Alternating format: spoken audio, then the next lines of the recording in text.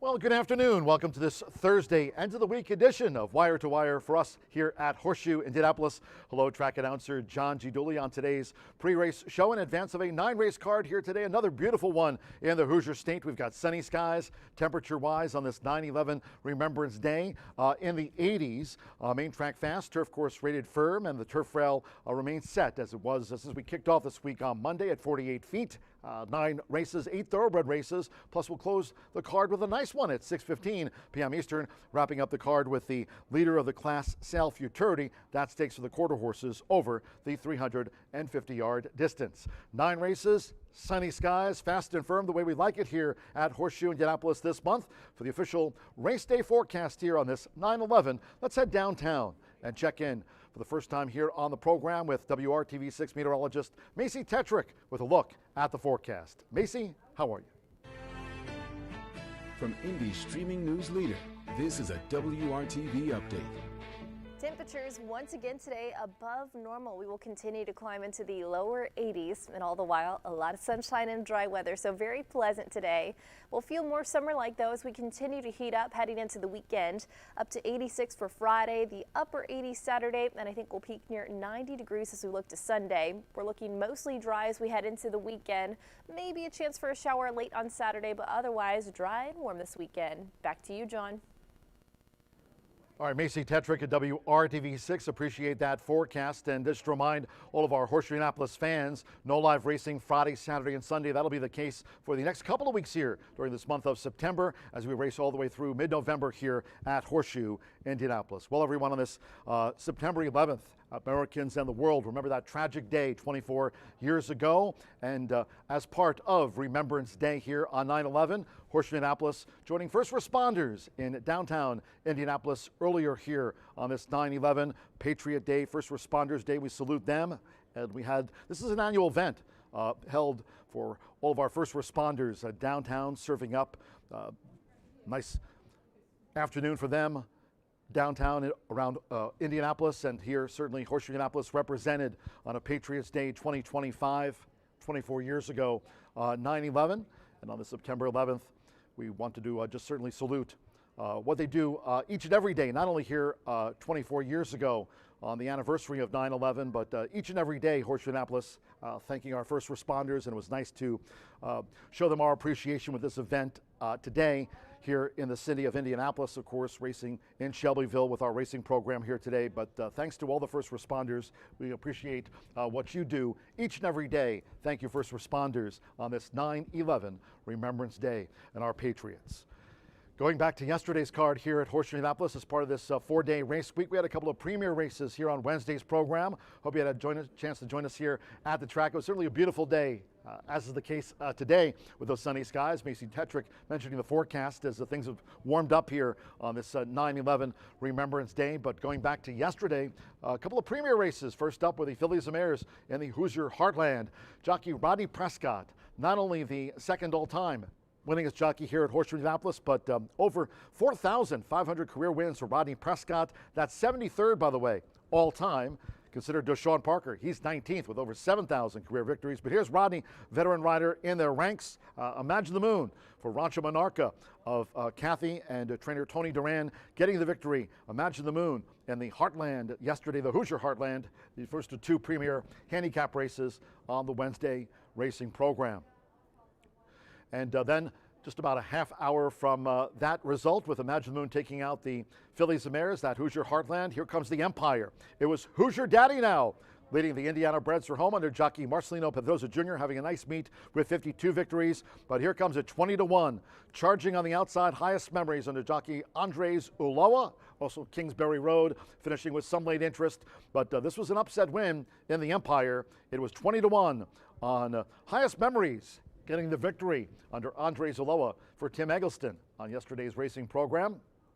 A couple of winners, in fact, for Tim Eggleston, talking about the meet that he's having this season here in 2025 at Horseshoe Indianapolis. I posted this on my X account yesterday at John G. Dooley. Tim Eggleston, 2 wins yesterday, including that victory by Highest Memories of the Empire. Also had a sprint winner earlier on yesterday's card with Mitchell Murrell, that with Prayers Beauty.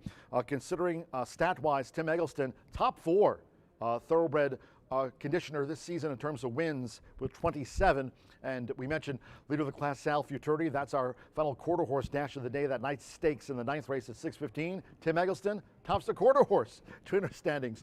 So Tim Eggleston, not only a couple of thoroughbred winners on yesterday's card, that puts him in the top 4 with 27 victories, but his 35 quarter horse wins this meet, tops the quarter horse leaderboard. Also jockey Eduardo Luna Diaz, the top quarter horse jockey here this season. Fernando de la Cruz tops the thoroughbred ranks with 75 wins. Randy Klopp, leading thoroughbred trainer with 40 victories. That's 2 up on John Harron, who remains on 599 career victories. Gennaro Garcia vying for a 6th training title here at the track. Gennaro Garcia right now with 34 wins. We mentioned Tim Eggleston, his 27 thoroughbred victories puts him in the top 4.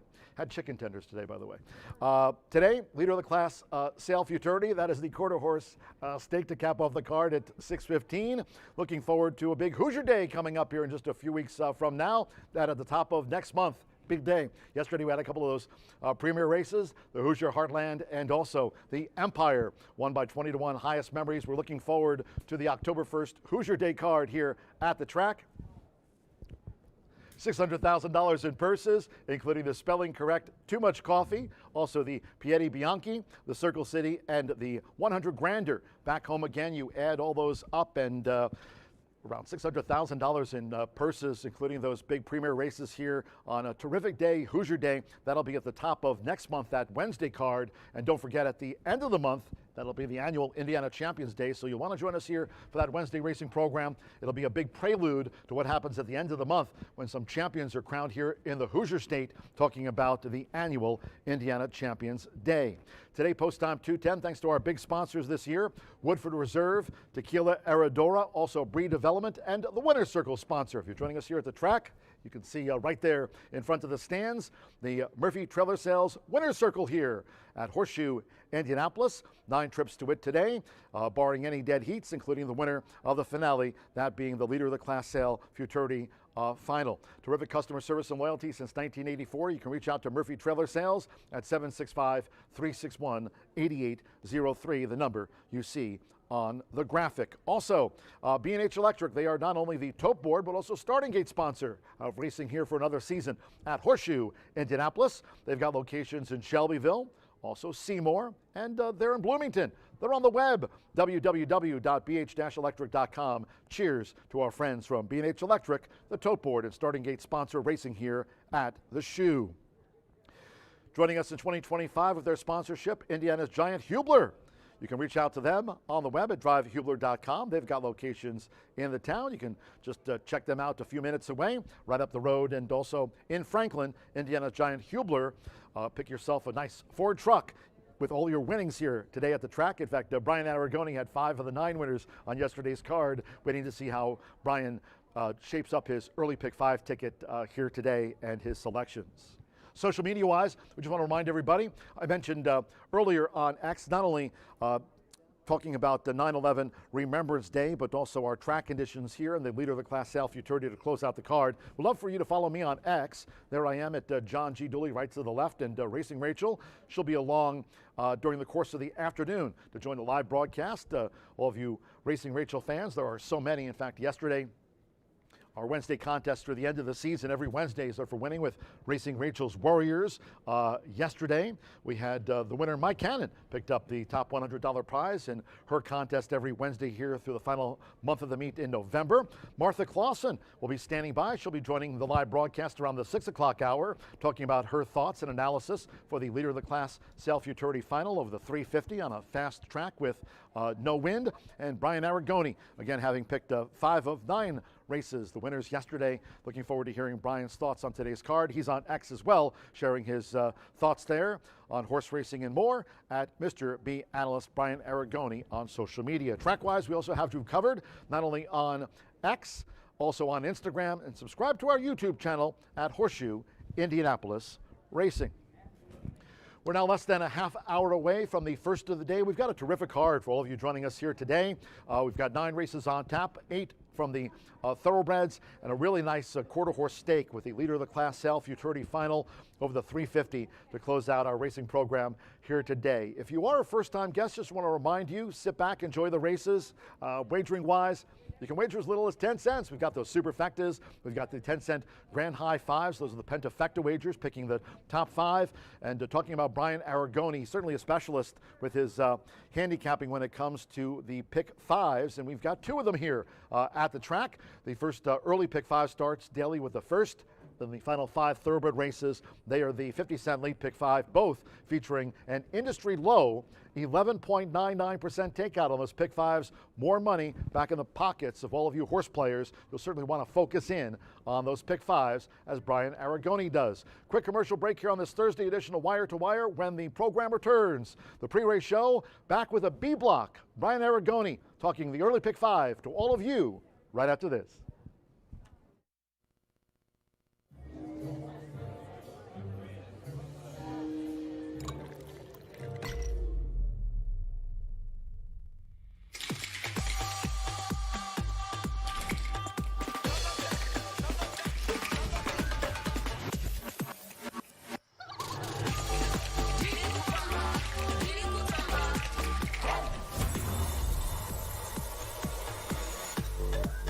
Tequila Herradura. Extraordinary awaits.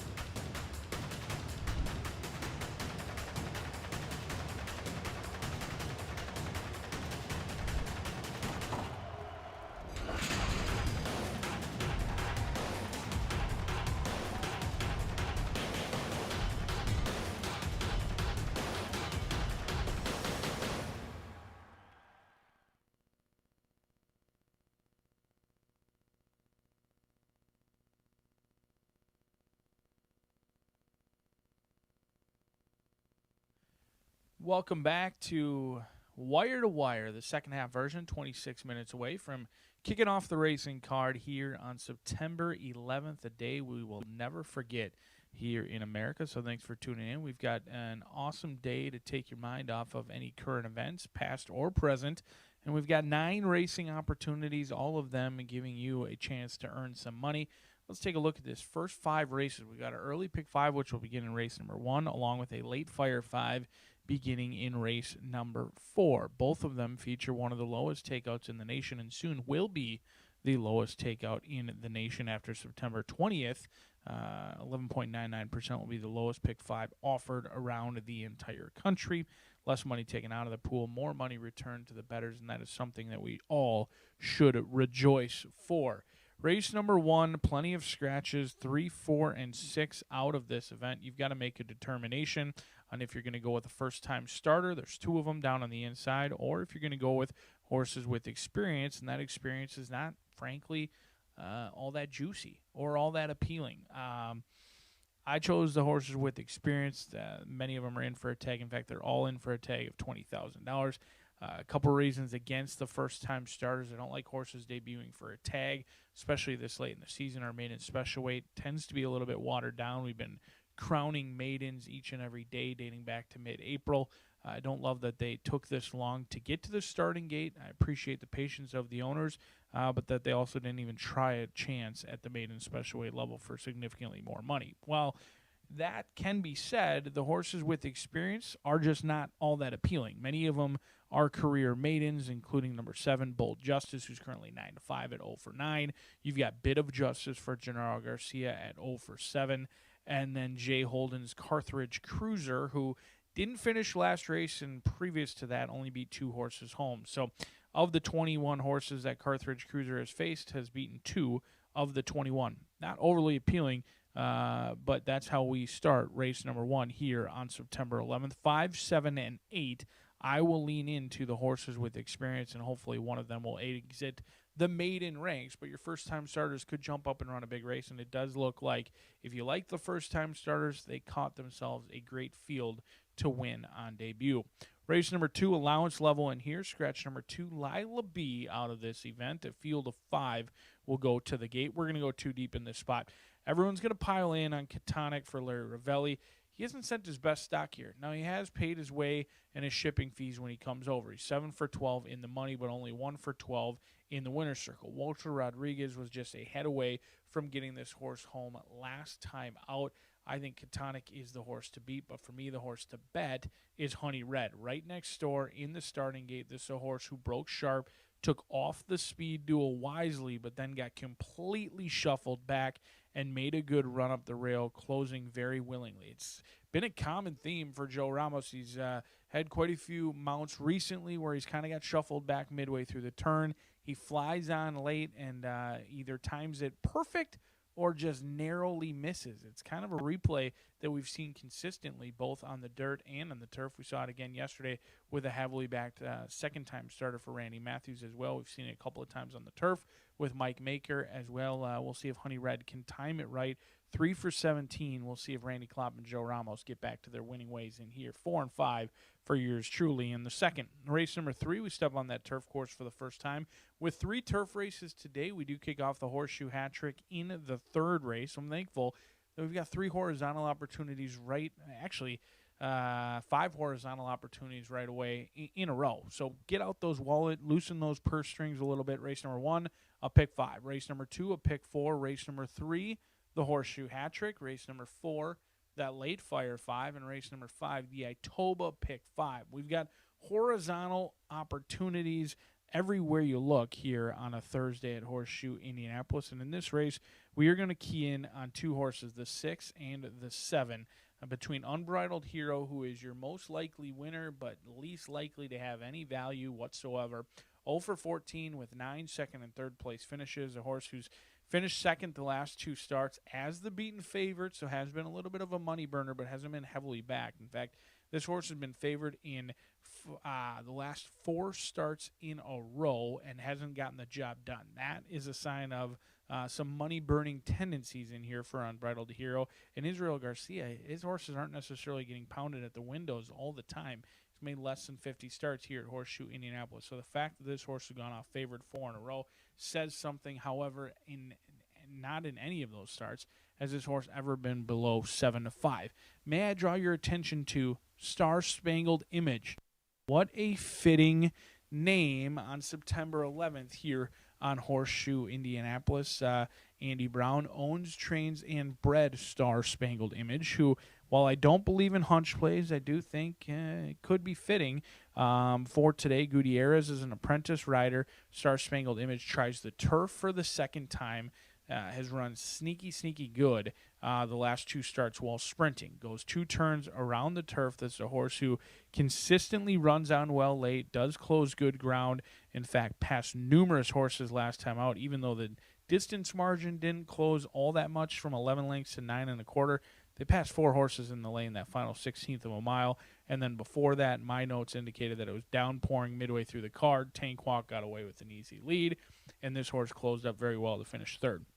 Star Spangled Image is the separator because your most likely or most heavily backed single is going to be Unbridled Hero at 4 to 5.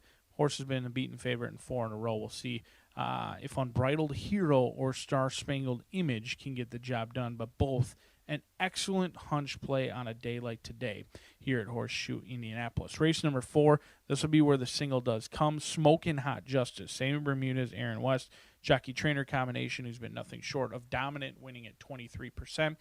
Drops from maiden special weight down to maiden, claiming the 2-year-old does come back on a little bit of a short rest. If there's any concern, that would be my worry, is this 2-year-old filly is now having her 2nd start since August 27th. Hopefully she's no worse for the wear. She gets class relief. Could be all that she said and all she wrote when it's all said and done. Smokin' Hot Justice down on the inside Class relief alone should put this one in the winner's circle. Plenty of others in here, dropping from the maiden special weight down to the maiden claiming. In fact, it looks like almost all of them. But right now, the races on paper, you take either of those two races for Smoking Hot Justice. If she duplicates those performances, she's your easy winner, but likely somewhere around 2 to 5 or 3 to 5 when it's all said and done. If you're not going to single here, I recommend going extremely deep. This race looks completely wide open outside of the one, and it could be anyone's game to potentially jump up and run a big race. Race number 5, we step on the turf course, and we also kick off the Itoba Pick 4. That's 15% takeout. Scratch your outside runners 11, 12, 13, and 14. 1 mile the distance. In here, we're going to go 1, 2, 3, 4, and 6. I'm taking a stand against that July 29th race. Vino Caldo could easily go off favorite in here. Born Flashy also exits that race, as does CS Magnifique. That's going to be a race that I play against. Vino Caldo has been in good form, but did take 21 starts in order to get the maiden-breaking score.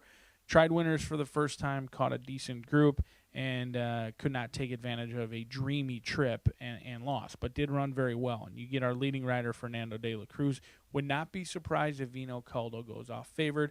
I'm going to try some fresh faces, though, here at Horseshoe Indianapolis. Ghost Prince, a good-looking gray, comes in for Anthony Cortolo. He owns and trains. Luis Contreras going to be aboard. That horse ships in from Ellis Park. Four Flag comes in from Belterra for Ed Moger, Alberto Burgos.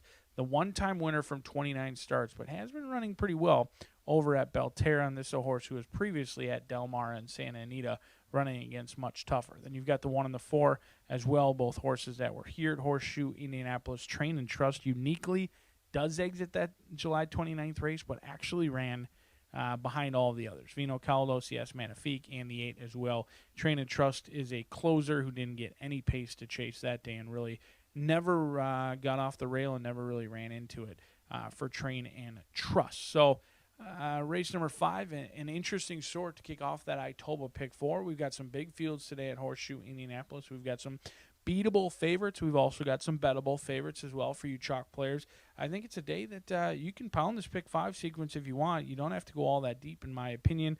There's likely in races 2, 3, and 4 horses that are going to be keys to how this pays out. Whether you pound them as singles, maybe play a $2 or $3, $4 ticket, or you try and upset the apple cart, because it's not going to take much for this thing to go from paying hundreds to thousands of dollars here at Horseshoe Indianapolis. But with us 17 minutes away, John G. Dooley, no appointments for him today. He'll be in the announcer's booth throughout tip to tail on this card. I've got no appointments either, so you're stuck with John and I at least for the first 5 races.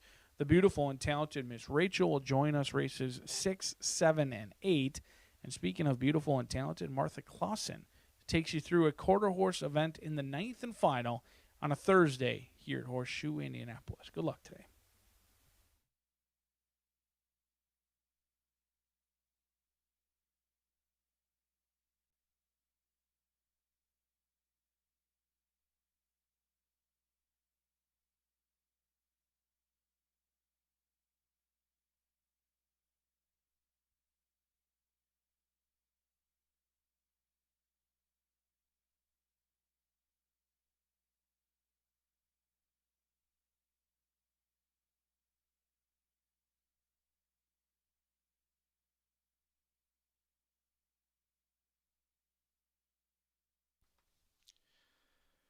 Good afternoon from Horseshoe Indianapolis on this September 11th Remembrance Day.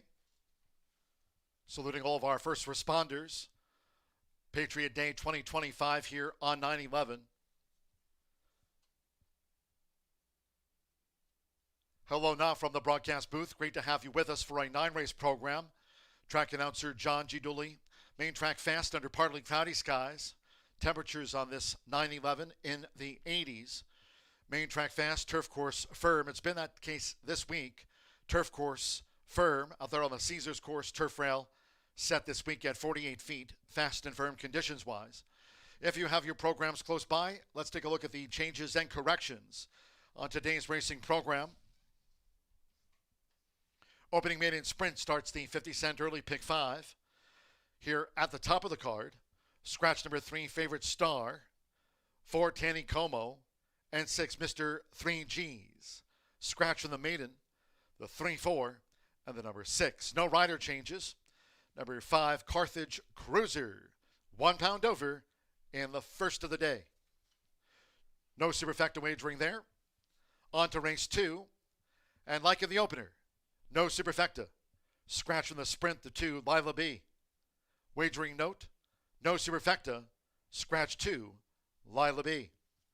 That starts the $1 early pick 4. On to the third we go. Start here the $1 Horseshoe Hat Trick All Turf Pick 3. All Turf Pick 3 featured on races 3, 5, and 7. That $1 wager in the Maiden Turf Mile. No scratches. Number 4, Orland will debut with Sammy Bermudez. Sammy Bermudez on the 4, Orland. Number 8, Dewey Oxberger, 1 pound over the listed program weight. The 8's plus a pound in the Maiden Turf Mile with no scratches. Couple of overweights in the 4th. Maiden Juvenile Filly Sprint here starts the 50-cent late pick 5. Low 11.99% takeout on the pick 5s here this season. Overweights, the 3 Del Cap Alice plus 1 pound. Number 8 Suchi Song, 2 pounds over the program weight. All 8 start. Race 5 of 9 on tap. And here in the Turf Mile, scratch the also eligibles. 11 Mr. Oklahoma, 12 Stradivarian. Take out the 13 Light Crude and scratch the 14 Charbon. Scratch the also eligibles 11 through the number 14. 6th race, here in the sprint, scratch 2, Play the Trumpet. Number 2, Play the Trumpet, has been scratched. 7th race, this caps off the Horseshoe Hat Trick All Turf Pick 3. And in the maiden, scratch number 1, Just Bernie. Number 1, Just Bernie, has been scratched. 3, Dom Traces, Blinkers On. Blinkers On, number 3, Dom Traces in the maiden turf. Race 8. In the maiden sprint, there are no scratches. Number 3, Leah Maria. A change of jockey to Joe Ramos. Starts the card on 59 wins here this season. Joe Ramos on number 3, Leah Maria. Number 4, Ruthie Ozark, 4 pounds over the program weight. Makes it there now 114 corrected. All 8 run in race 8. On to the 9th we go. And in race 9, scratch number 3, HF Liza Jane. And 11 Pops Sicario SM. Race 9. It's the leader of the class, Sale Futurity. 350-yard final.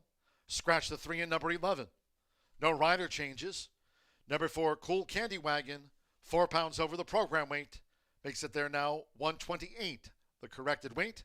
Scratch 3 and number 11. Race 9 to close out the card. And the race week here with the leader of the class, Sal Futurity, the final over the 350. Now at the top of the hour on this September 11th Remembrance Day. Horses in the walking ring for the maiden sprint opener.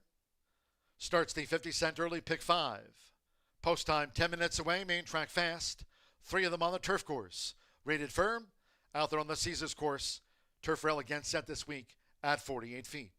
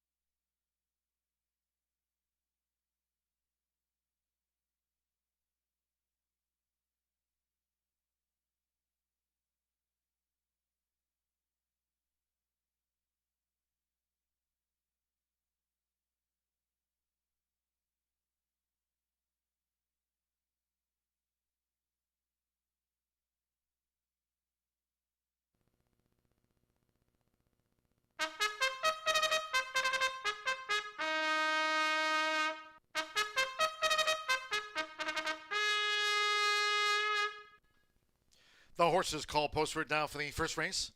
Starting the card, the first of 9 with a maiden dash over the 5.5 furlongs, a field of 5 here in the sprint opener. Take out 3 favorite Star. Scratch 4, Tanny Como, and 6, Mr. 3 G's. Scratch the 3, 4, and 6. No superfecta wagering here at the top of the card. No superfecta. Number 5, Carthage Cruiser, £1 over. Race 1, maiden sprint features exacta trifecta. Double pick 3 and starts at the 50-cent early pick 5. Main track fast, 3 of them on the turf course, rated firm. Rail set at 48 feet out there on the Caesars course. 3 minutes to post time, 3 minutes.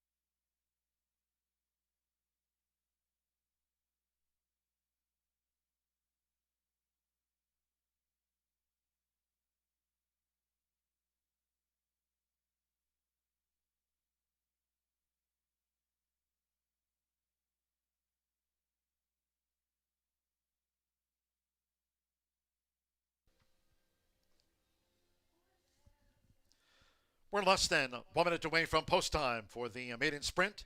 Starts the 50-cent early pick 5. Fast and firm. You have less than 1 minute.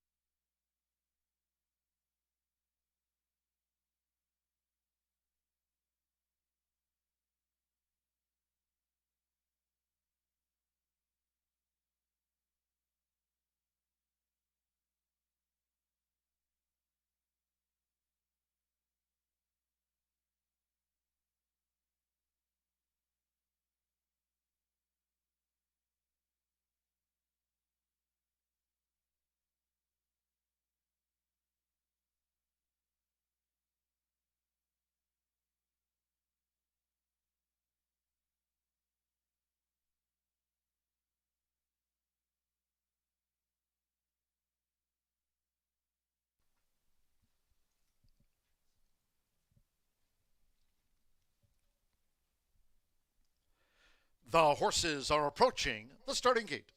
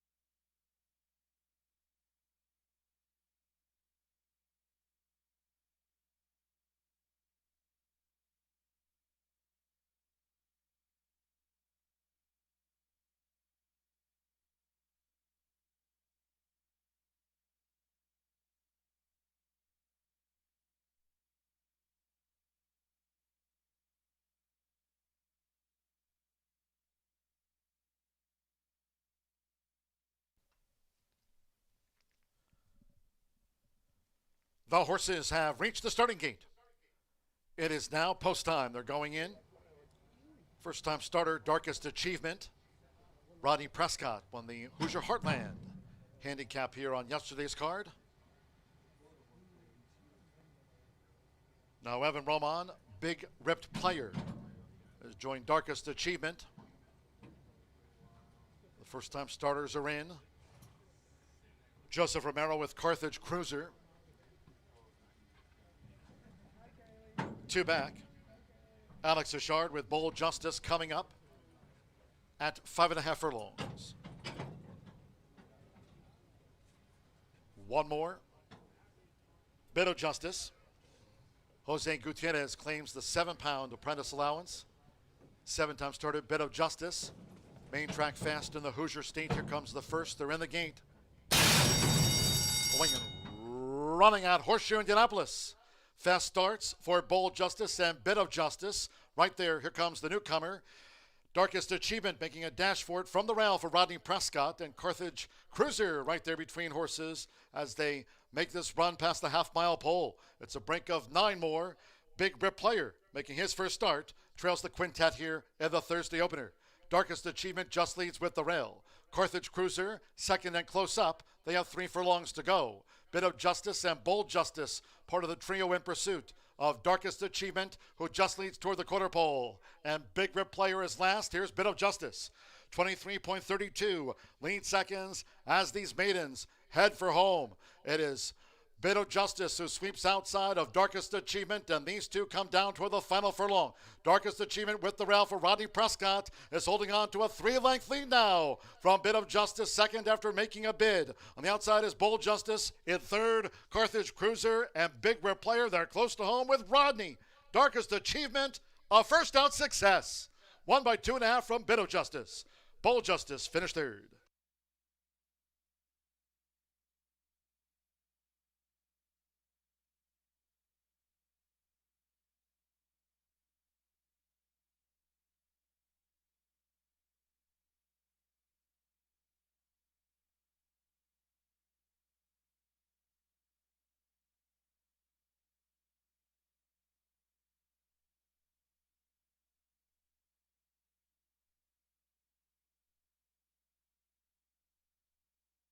(106.69 seconds after the maiden sprint. 106.69. 187. The 5 finished fourth. There was no pentafecta featured, no superfecta. 187.5. 1. Darkest Achievement at even money first. 8 Bit of Justice. 3-1 second. 7 Bold Justice at 6-5 third. There was no superfecta. Carthage Cruiser fourth. Big Rip Player fifth. 5 faced the starter. 106.69. Rodney Prescott, over 4,500 career victories, starts the card here today. Took out yesterday's Hoosier Heartland, one of 2 premier races on Wednesday's card. Starts the final day of this race week. Rodney Prescott, Shannon McGovern, Darkest Achievement at even money home.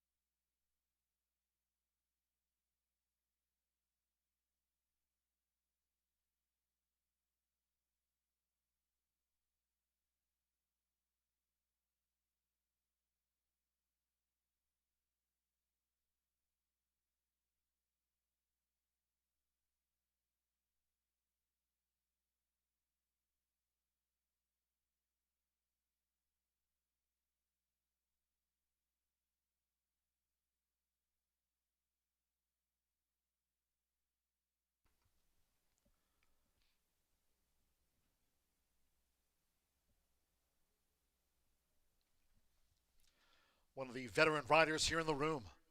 Rodney Prescott, second all-time winningest jockey in this track's history. Took out yesterday's Hoosier Heartland. Here in the opener with one, this first-time starter. Darkest Achievement into the hands of Rodney Prescott. Darkest Achievement is a 3-year-old big gelding by Spite Song. Out of the Awesome Again mare Eloise. Shannon McGovern trains for Indiana breeder and owner Christine Cagle. Horseshoe Indianapolis congratulates the winning connections. Darkest Achievement out to the maiden ranks. First time out, race 1 official. First results in. There was no superfecta featured at the top of the card. 1/8 exacta paid $18.20. Bold Justice third in the maiden. 50-cent trifecta, 187 and even $6. Top of the card, 3, 4, and 6 were the non-runners. In that maiden sprint, favorite, first, 5 ran, 106.69 seconds. 26 minutes away from race 2. Next sprint, take out the 2 Lila B. There's no superfecta. No superfecta wagering, scratch the 2 Lila B. Race 2 with exacta trifecta. Double pick 3 and starts with the $1 early pick 4. Post time will be at 2:46. That's 26 minutes away. In all cases, please do try to make your Horseshoe Indianapolis selections and wagers today early. Thank you. Coming up in just a moment, our first race replay of the maiden sprint. Hope you had a bet on Darkest Achievement.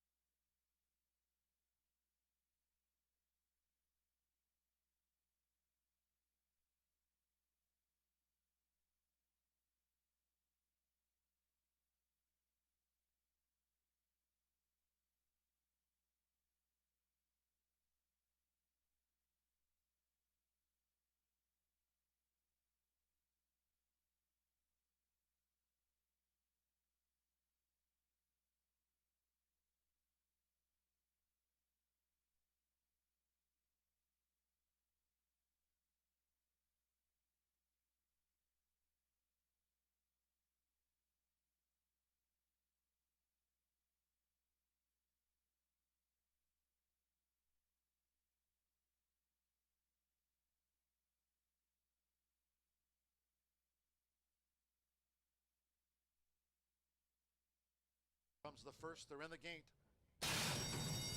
Going and running out Horseshoe Indianapolis. Fast starts for Bold Justice and Bit of Justice. Right there, here comes the newcomer.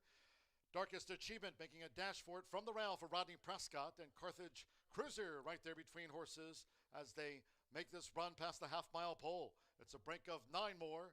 Big Rip Player making his first start. Trails the quintet here in the Thursday opener. Darkest Achievement just leads with the rail. Carthage Cruiser, second and close up. They have 3 furlongs to go. Bit of Justice and Bold Justice, part of the trio in pursuit of Darkest Achievement, who just leads toward the quarter pole. And Big Rip Player is last. Here's Bit of Justice. 23.32 lead seconds as these maidens head for home. It is Bit of Justice who sweeps outside of Darkest Achievement, and these two come down toward the final furlong. Darkest Achievement with the rail for Rodney Prescott is holding on to a 3-length lead now from Bit of Justice, second after making a bid. On the outside is Bold Justice. In third, Carthage Cruiser and Big Rip Player. They're close to home with Rodney. Darkest Achievement, a first out success. Won by 2.5 from Bit of Justice. Bold Justice finished third. Comes the first, they're in the gate. Going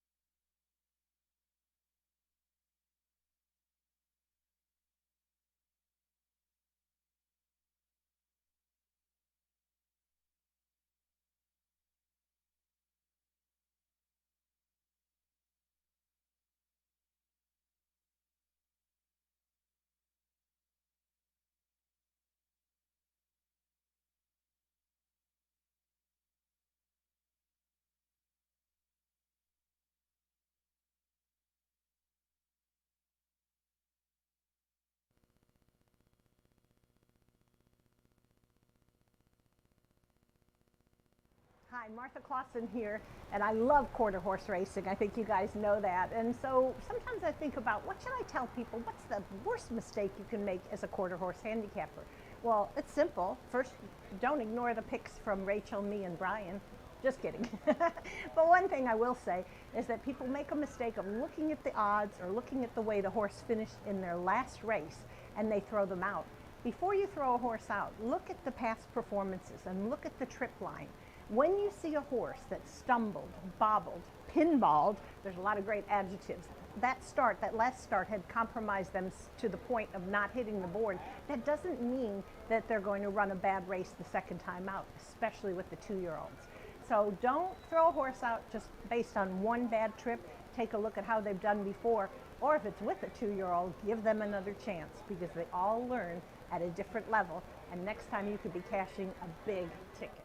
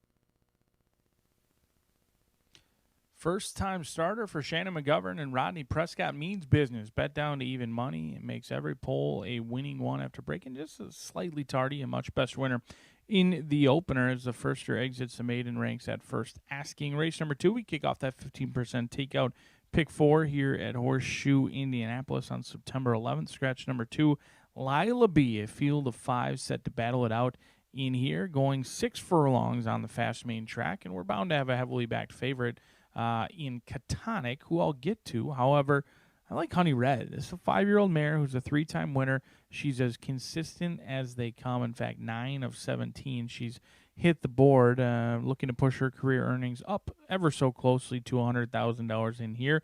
She's been in the money in over half of her races, and I was really impressed with her replay from August 21st, in which it was a race that, even though Catonic is heavily favored, my notes indicate that anyone truly could have won on that day. No joking matter, did get the job done, while Catonic finished second.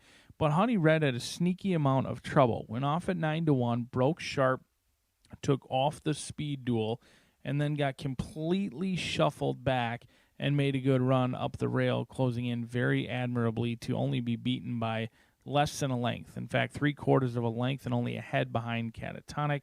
And I think without that trouble, Honey Red would have been a winner that day. Now, she has had the tendency to leave herself with too much work to do. She's somewhat of a one-run closer, at least that's a developing trait this season. In years past, like last year at 4, she showed good early speed and drew off and ran away and hid in her only start of 2024. Before that, she was ultra quick on the front end. So the good news is she's shown the ability to rate. She seemingly hasn't shown the ability to be very present early on in her races. I'm hopeful that will change in here. It is a smaller field. I'm hopeful she doesn't leave herself with too much work to do, but I thought of the horses exiting that common race August 21st, Honey Red was the one I want most, especially now that I'm looking at the odds. Even money versus 3-1, and Honey Red was only beaten by a head from Catatonic. I think this is the horse to bet, and in my opinion, the horse to beat as well. But bettors are telling me I'm wrong, as they are on Catatonic, and I am certainly wrong more often than I am right. And the numbers would suggest being wrong right around 70% of the time. And if you're a fan of Catatonic, you're hopeful that this is one of the 70%. For Patricia's hope, they win races all around the country, but they haven't won as many races as they like here at Horseshoe Indianapolis so far this season. In fact, Larry Ravelli 1 for 12. Now he has picked up paychecks and made it worth his while with 7 for 12 being in the money, but only a one-time winner is significantly lower than his rate at 26% around the country. He's got himself an Indiana bred in here with a good-looking gray named Catatonic. This is a horse who went off at 4-1 versus 9-1, like the top selection, and really anyone could have won. I thought I had a fairly clean trip, didn't show that customary early speed, was forced to track behind, no joking matter, and did close into it late, needed about one more jump to get the job done. Wasn't a bad effort by any means, just didn't have the significant trouble of Honey Red.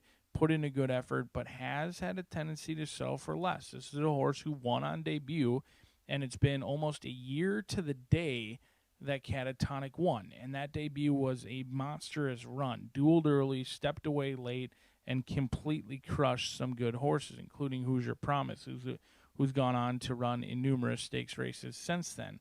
But Catatonic, all of a sudden, second, third, second, hasn't been able to win in almost a year. Now you're going to settle for even money. Did run great last time out. Didn't really have much excuse to not pass, no joking matter. I think those are the two that I am going to key in on most in Honey Red and Catatonic. But on your screen, the good-looking, theoretically, lightly raced for Michael Tomlinson, a 3-year-old filly who's got plenty of upside, and she's got your leading rider, Fernando de la Cruz, 5 minutes away from kicking off the pick 4.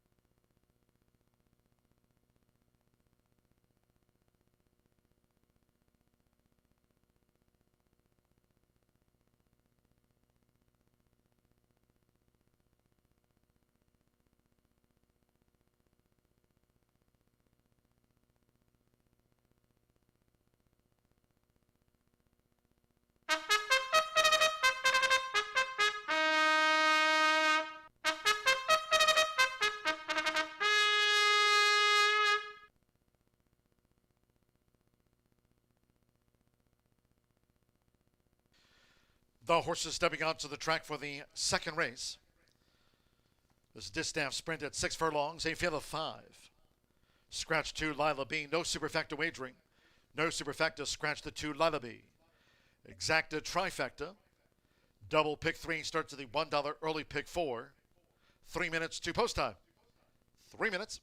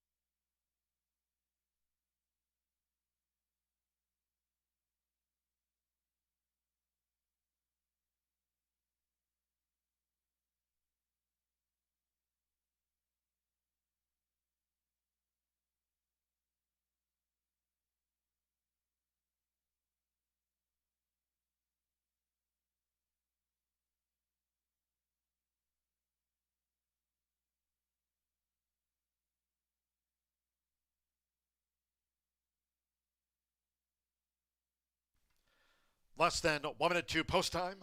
Start to the $1 early pick 4 at hand. Fast and firm. You have less than 1 minute.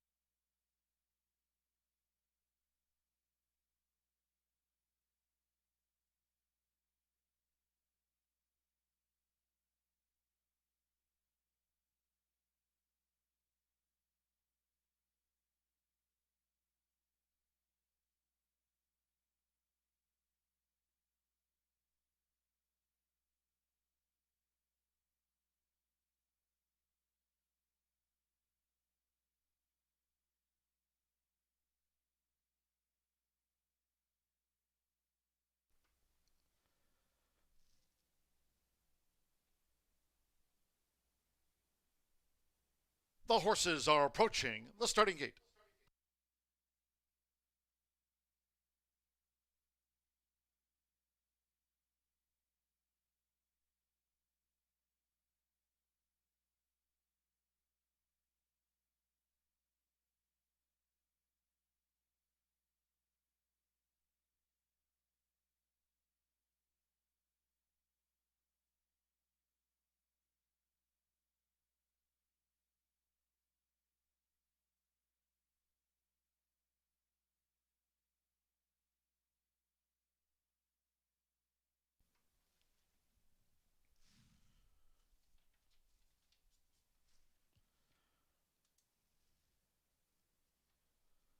The horses have reached the starting gate.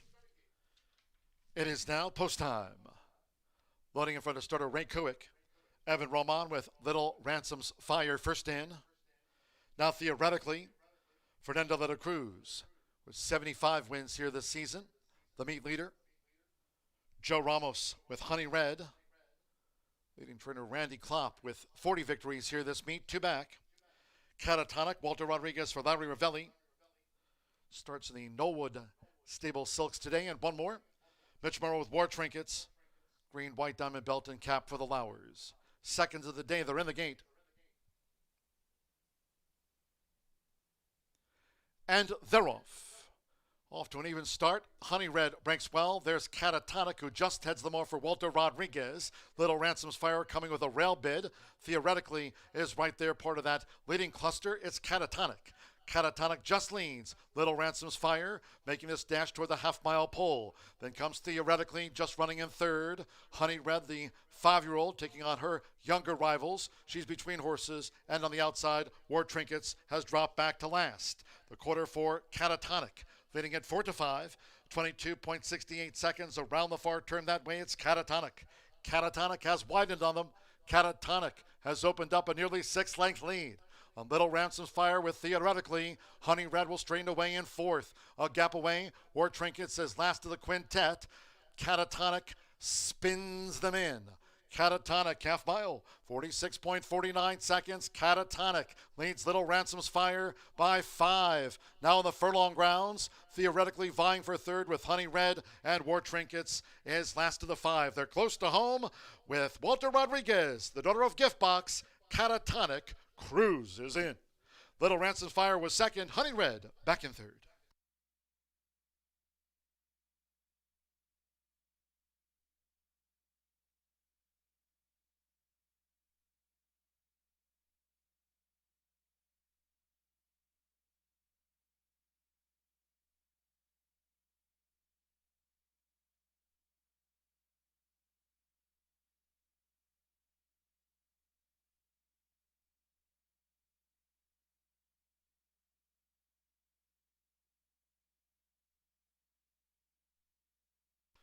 One 11.45 after that distaff dash.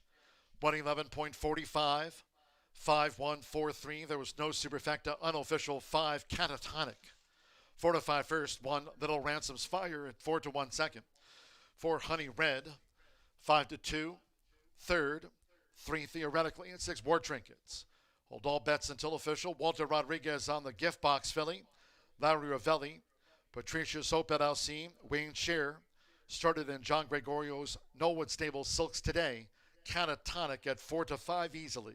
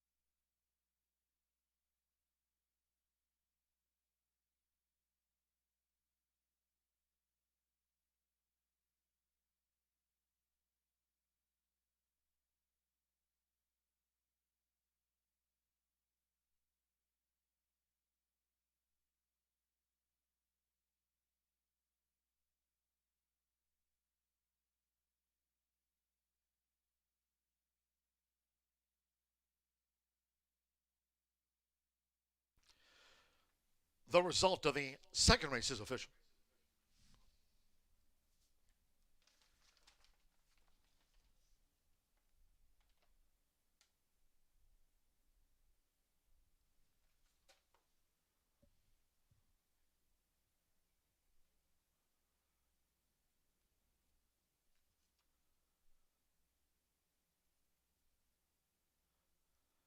Returning to the Murphy Trailer Sales winner, circle number 5, Catatonic, with Walter Rodriguez.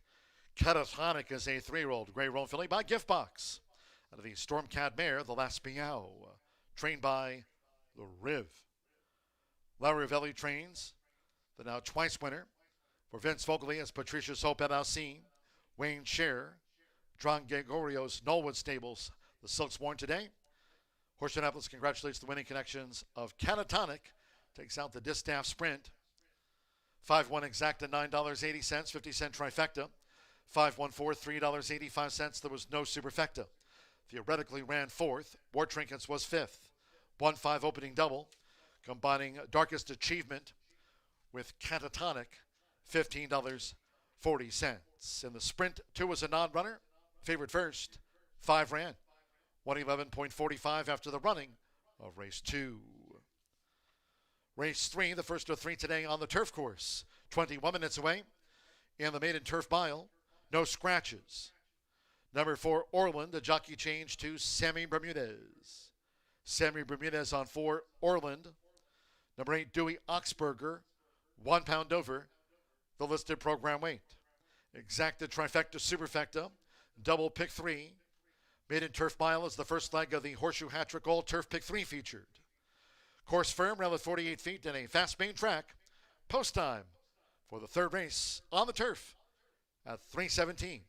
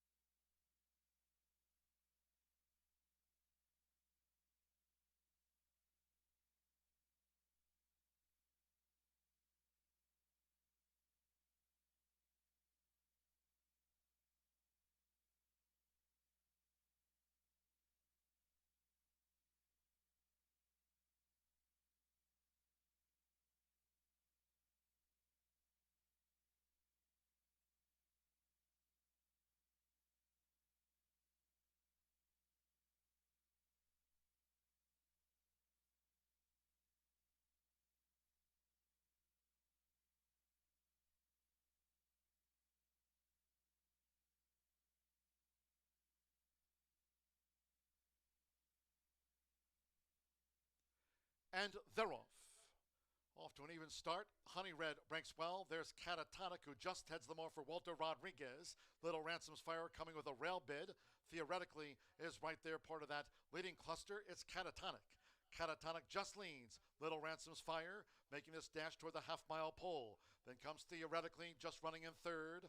Honey Red, the 5-year-old, taking on her younger rivals. She's between horses, and on the outside, War Trinkets has dropped back to last. The quarter for Catatonic, leading at 4-5, 22.68 seconds around the far turn that way. It's Catatonic. Catatonic has widened on them. Catatonic has opened up a nearly 6-length lead.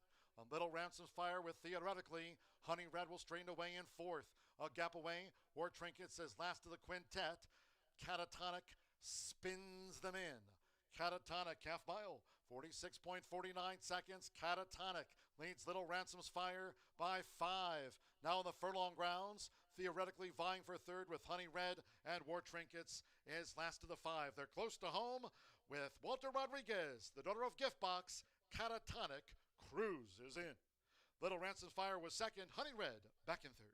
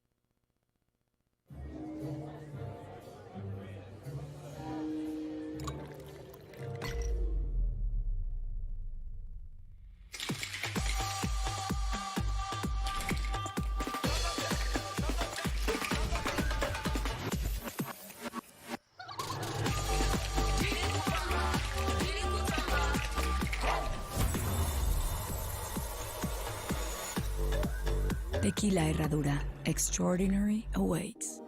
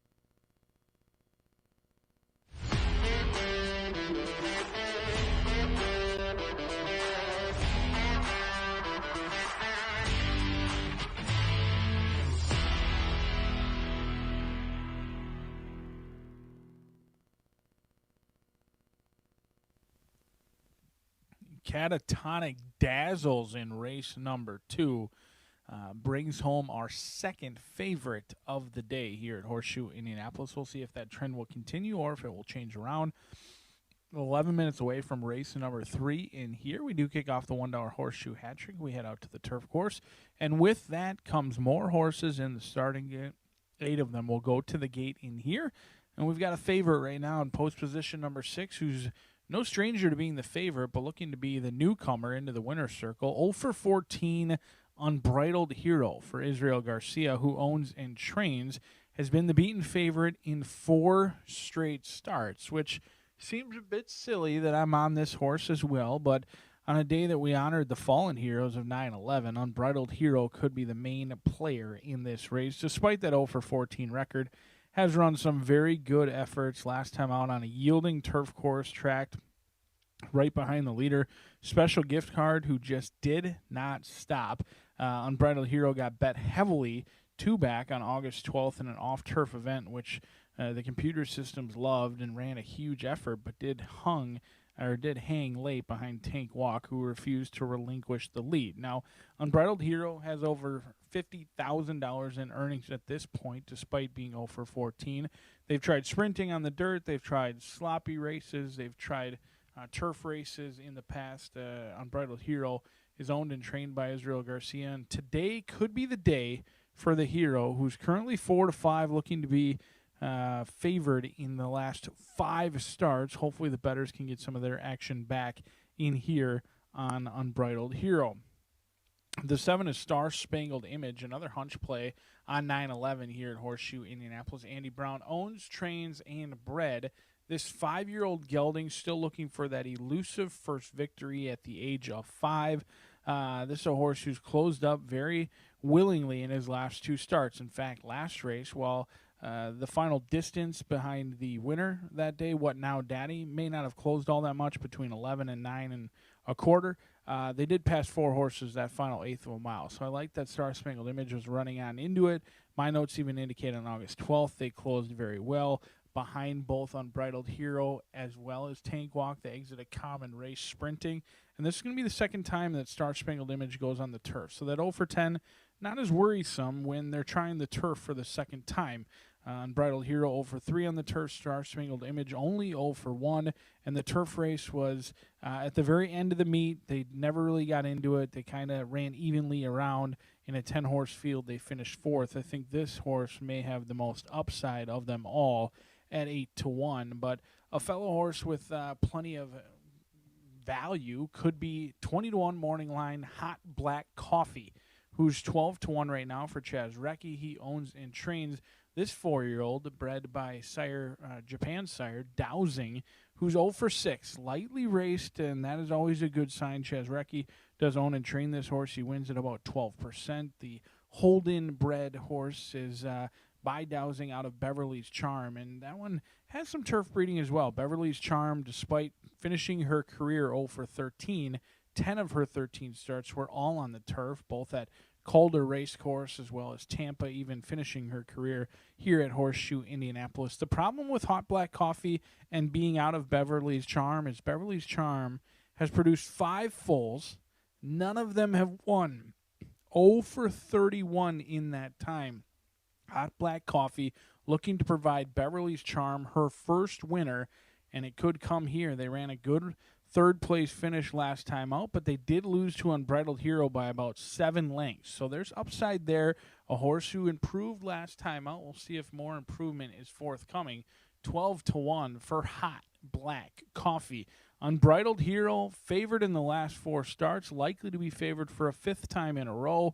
We'll find out if today's the day and if it's a rewarding one for Israel Garcia and Unbridled Hero, as he owns and trains the 0 for 14 favorite, looking for that elusive first victory. And we kick off the $1 minimum horseshoe hat trick as turf racing on a Thursday here at Horseshoe Indianapolis. Coming at you next.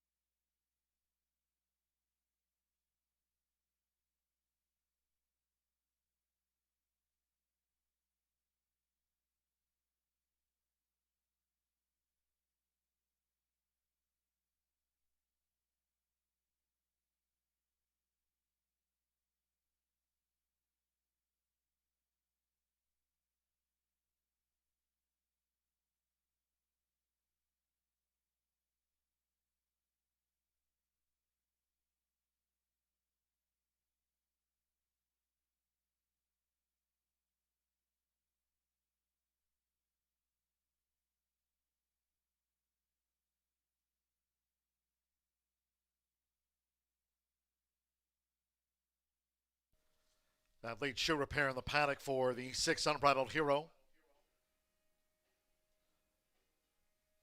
Maidens remain in the walking ring with less than 5 minutes to post time.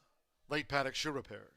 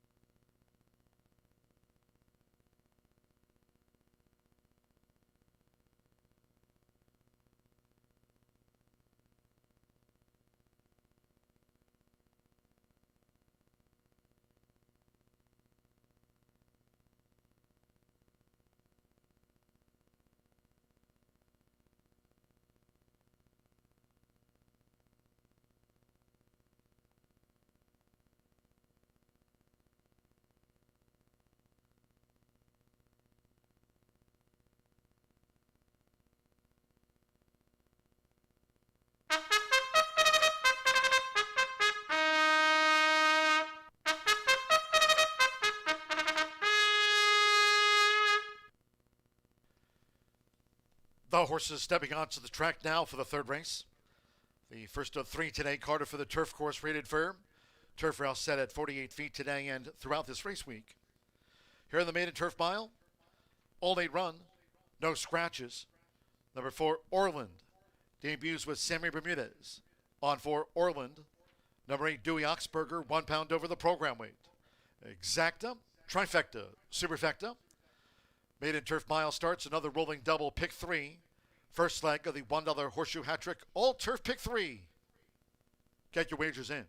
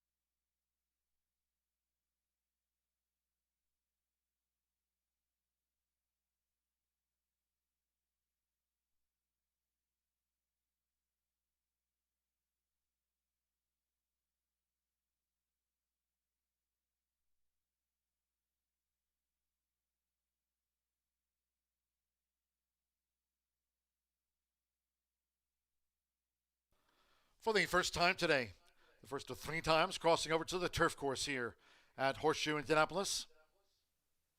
Approaching the gate.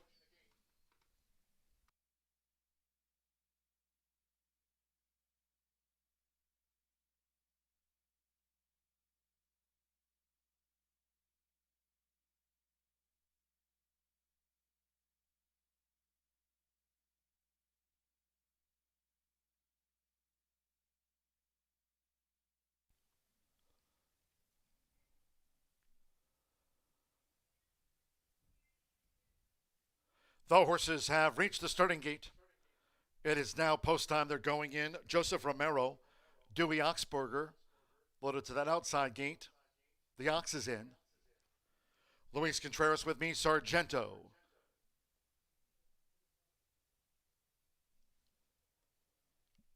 Joel Bornos, Hot Black Coffee has moved into the starting gate. Me, Sargento joins.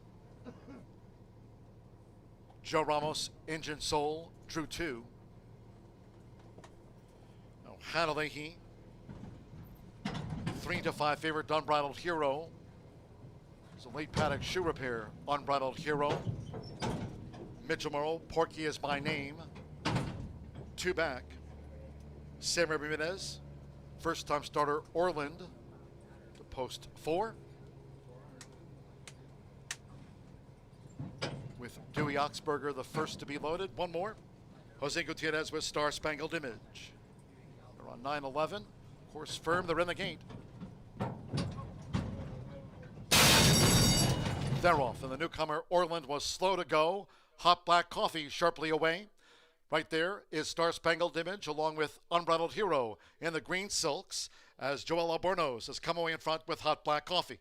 Hot Black Coffee to the first turn. And from a close-up, Unbridled Hero with on the outside, Star Spangled Image, and Dewey Oxberger is running 4 wide. Orland, after breaking last, did not corner well. Nearest the inside is Me Sargento, Porky is my name, another one forward. They're well grouped at the 5.5. Orland covering a lot of ground, and Engine Soul has dropped back to last. Hot Black Coffee is the leader. But Hanalehi has Unbridled Hero right there with Hot Black Coffee. Quarter in 23.45 seconds for the run to the half-mile pole. Hot Black Coffee just leads the maiden turf mile. Unbridled Hero staying second and close up by 2. And then comes Me Sargento with the rail there at 48 feet, vying for third with Star Spangled Image. Orland on the extreme outside is 5 lengths off these leaders. Porky is my name, and behind horses, it's a length and a half to Engine Soul, and finally, Dewey Oxberger.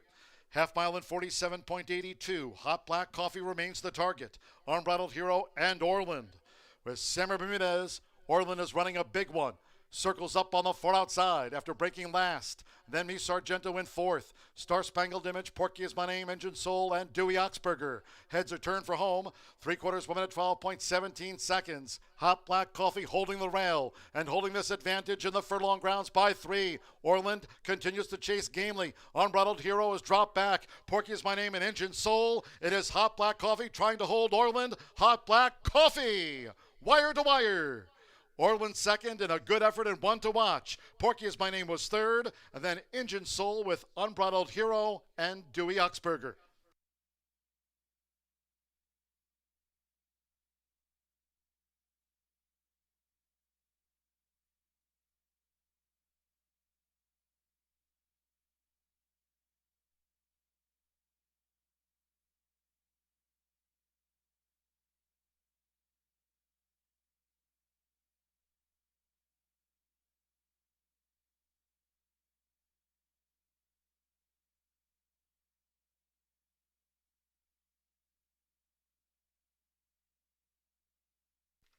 (137.09) after the maiden turf mile. Photo finish. Please hold all tickets.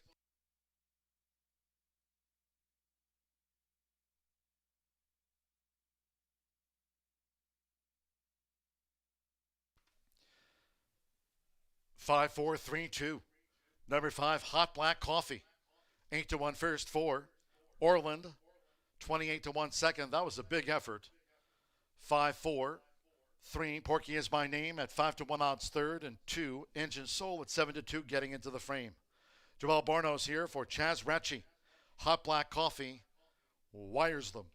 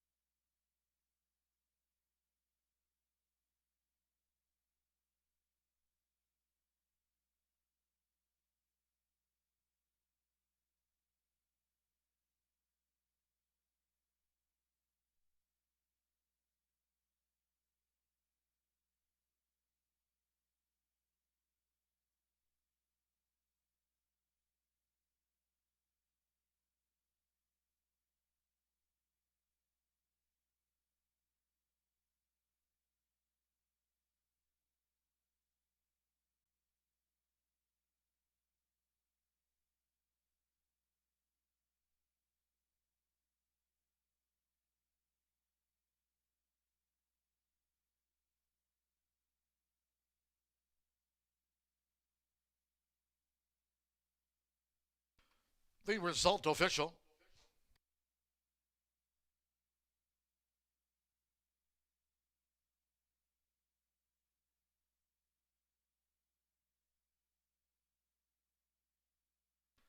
And the Murphy Trailer Sales winner circle number 5, Hot Black Coffee with Joella Bornos. Hot Black Coffee is a 4-year-old dark Mayor brown gelding by Dowsing out of the More Than Ready Mayor Beverly's Charm, owned and trained by Chaz Reggie. Horseshoe Indianapolis congratulates the winning connections of Hot Black Coffee off the mark in his 7th career start. Takes the maiden turf mile.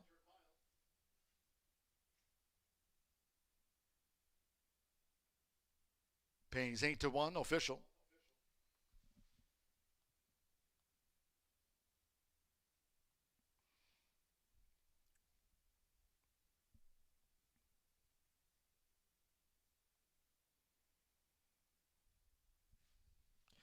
The 5-4 exacta paid $435.80. 50-cent trifecta 5-4-3, $665.45. 5-5 double $72.20. 50-cent pick 3, first pick 3 featured on the card.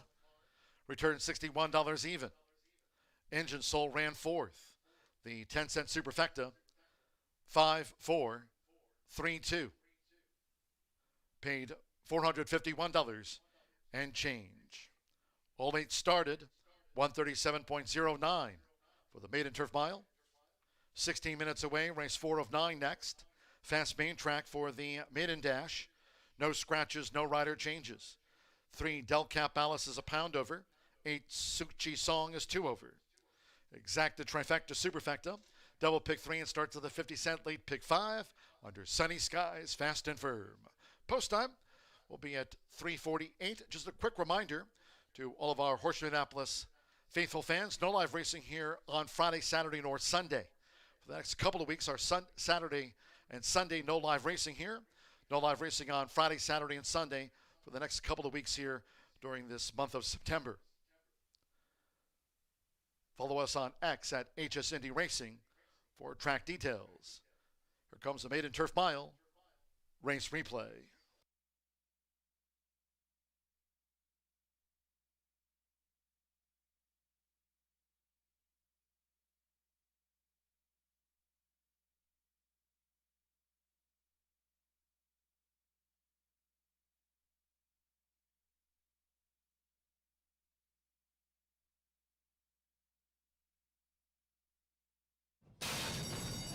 They're off, and the newcomer Orland was slow to go. Hot Black Coffee sharply away. Right there is Star Spangled Image along with Unbridled Hero in the green silks as Joella Bornos has come away in front with Hot Black Coffee. Hot Black Coffee to the first turn, and from a close-up, Unbridled Hero with on the outside Star Spangled Image, and Dewey Oxberger is running 4 wide. Orland, after breaking last, did not corner well. Nearest the inside is Me Sargento. Porky is my name. Another one forward. They're well grouped at the 5.5. Orland covering a lot of ground, and Engine Soul has dropped back to last. Hot Black Coffee is the leader. But Hanalei has Unbridled Hero right there with Hot Black Coffee. 123.45 seconds for the run to the half-mile pole. Hot Black Coffee just leads the maiden turf mile. Unbridled Hero staying second and close up by 2. And then comes Me Sargento with the rail there at 48 feet, vying for third with Star Spangled Image. Orland on the extreme outside is 5 lengths off these leaders. Porky is my name, and behind horses, it's a length and a half to Engine Soul, and finally, Dewey Oxberger. Half mile in 47.82. Hot Black Coffee remains the target. Unbridled Hero and Orland. With Samer Bermudez, Orland is running a big one. Circles up on the far outside after breaking last. Then Me Sargento in 4th. Star Spangled Image, Porky is my name, Engine Soul, and Dewey Oxberger. Heads are turned for home. 3/4 1 minute 12.17 seconds. Hot Black Coffee holding the rail and holding this advantage in the furlong grounds by 3. Orland continues to chase gamely. Unbridled Hero is dropped back. Porky is my name, and Engine Soul. It is Hot Black Coffee trying to hold Orland. Hot Black Coffee, wire to wire. Orland second in a good effort.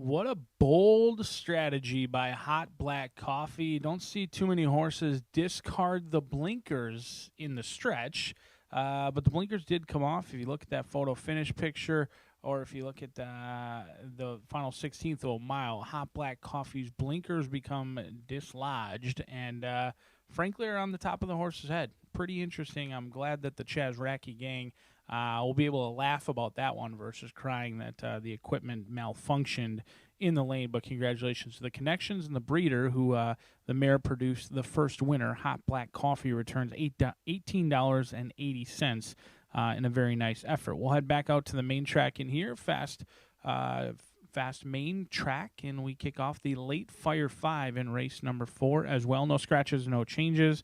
And surprising favorite, at least early on in the wagering, number 3, Del Cap Alice, Joshua Romero, and Gennaro Garcia. But I'm going to go a different direction in here. I'm going to go to the inside runner and Smokin' Hot Justice for the Justice gang. They bred this 2-year-old filly by Harry's Holiday out of Fireball Katie, who's on the toes and on the muscle. Like the way this one turned out, dropping from maiden special weight down to maiden claiming. However, with this drop, almost the entire field is dropping from maiden special weight down to maiden claiming. So this is a glorified maiden special weight event with a maiden claiming purse, unfortunately for many in this race.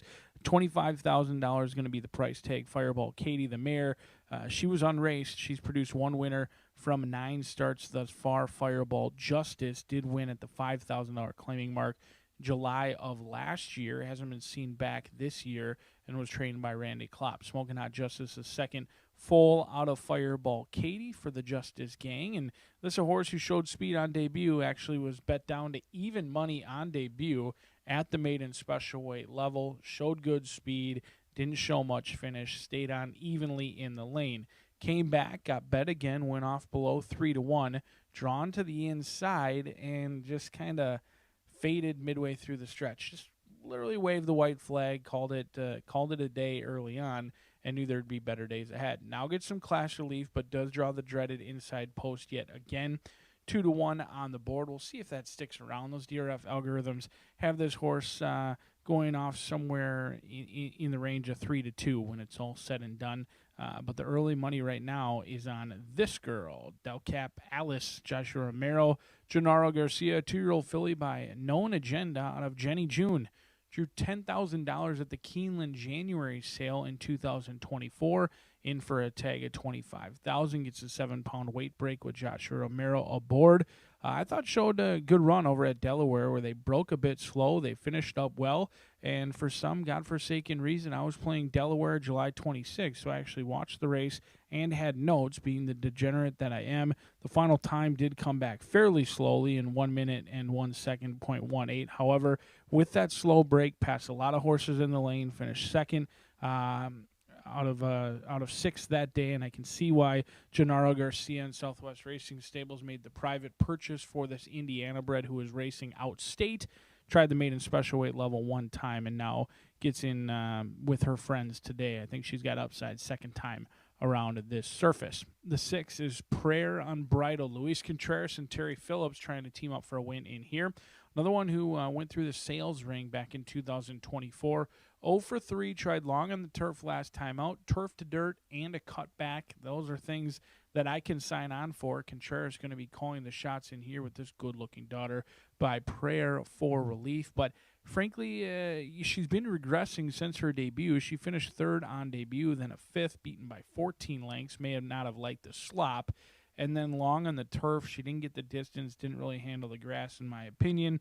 And she also took on open competition, which is always a tough task. Indiana breds against open company isn't easy, but then you add in the turf, and it's really quite challenging. So there is reasons to maybe excuse the last 2 races. If Prayer Unbridled didn't like the slop, she didn't like the turf, she didn't like the distance, she could go back to her first start, and then she makes a world of sense, especially at 7-1, with lightly raised 2-year-old fillies all looking for their first career victory. But let's take a look at this Late Fire 5.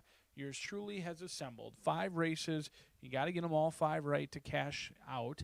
And it's somewhat like a parlay in sports, but 11.99% takeout here at Horseshoe Indianapolis. We're going to single on race number 4. I think this is a tricky sequence to try and connect on 5 races. In fact, races 5 and 6 are excellent betting opportunities. I think the 5th and the 6th would challenge any races in the country for how wide open they are. They look to be excellent betting opportunities in both the 5th and the 6th. The 5th will be a non-winners of 2 claiming event going 1 mile on the turf, and then the 6th race could be a feature on many days and is the feature today. Scratch number 2, Play the Trumpet. 10 of them will go 6 furlongs in here, but I'm going to try and get home a single down on the inside at 9-5. 2-year-old fillies take main stage here at the Shoe.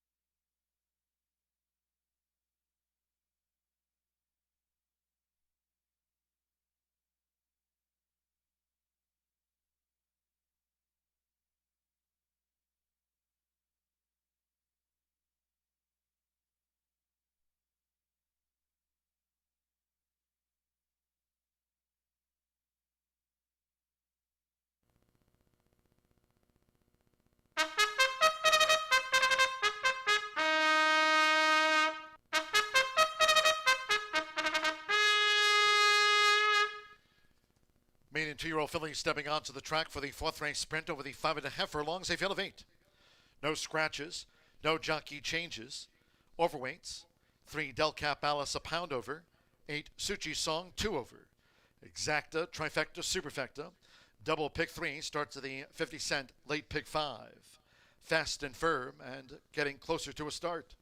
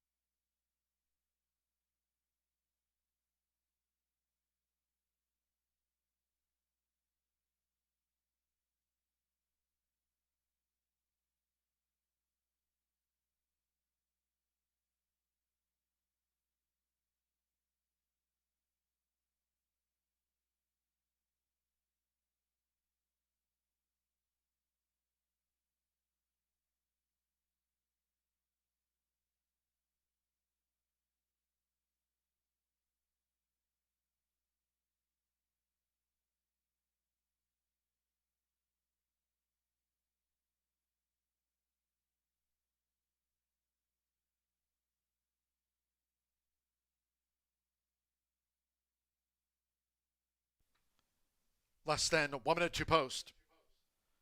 Start here, the 50-cent late pick 5. Less than a minute.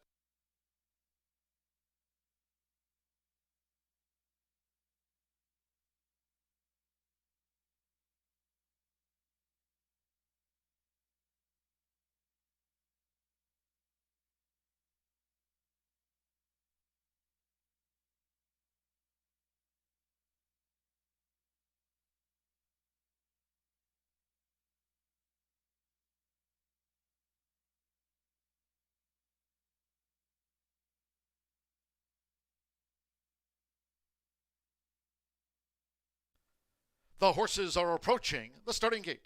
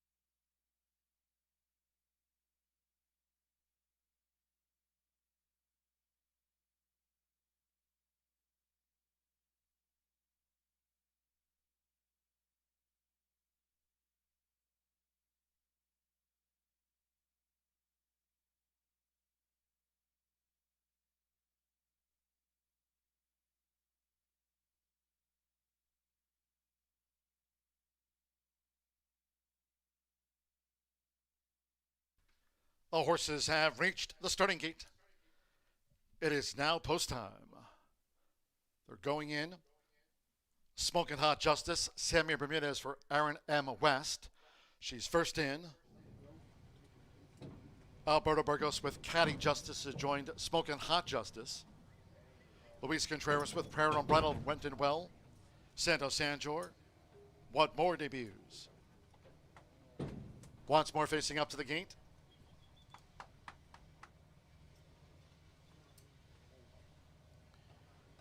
Marcelino Pedrosa Jr.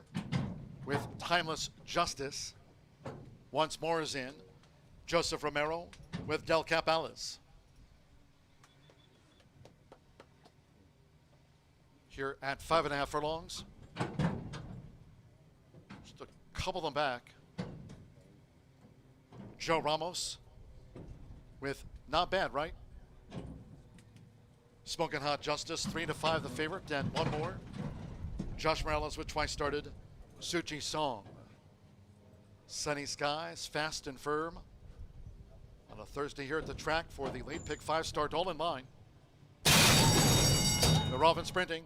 Newcomer once more was slow to go, drifts back to last. Smoking Hot Justice broke sharp from the rail for Sammy Bermudez. Straight to the lead for Smoking Hot Justice with Not Bad Right in the black helmet. Prayer Unbridled is just in third from Caddy Justice in this leading quartet. They made a break.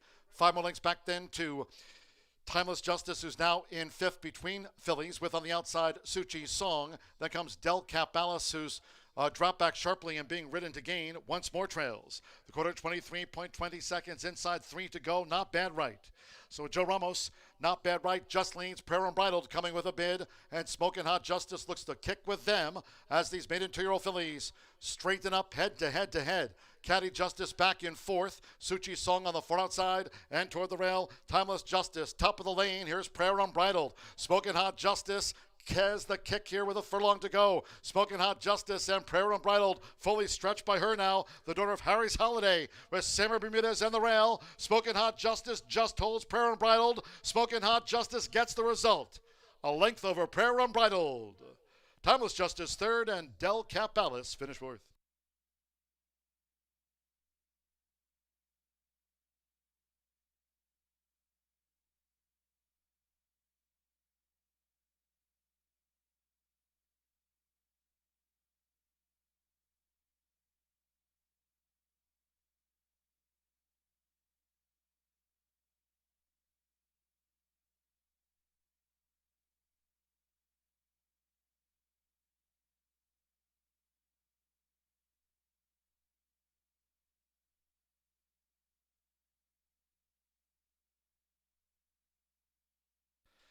107.09 after that maiden juvenile fillies dash. 107.09, 1673. Here's the slow-mo one. Smoking Hot Justice at 4 to 5 first holds. At 5 to 1 to 6, Prayer Unbridled, the runner-up filly after the maiden. 7 Timeless Justice at 9 to 1 odds third. 3 Del Cap Ballas, 8 to 1 fourth. Not Bad Right with Caddy Justice, the next Justice to finish from Suchi's Song. Once more, broke tardily. 1673 for the Superfecta. Third time was the charm for Smoking Hot Justice, Harry's Holiday filly, Samuel Bermudez for Aaron M. West, and Alexa Ashton Justice at 4 to 5 favorite home.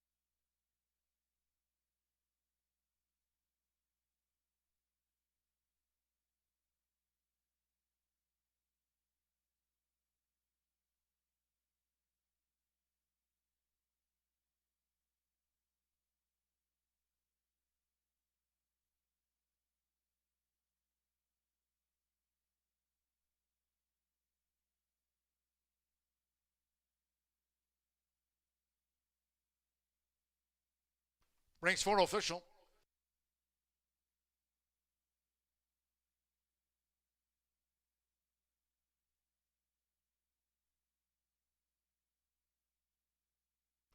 And the Murphy Traveler Sales winner, circle the one, Smoking Hot Justice with Samuel Bermudez. Smoking Hot Justice is a 2-year-old bay filly by Harry's Holiday.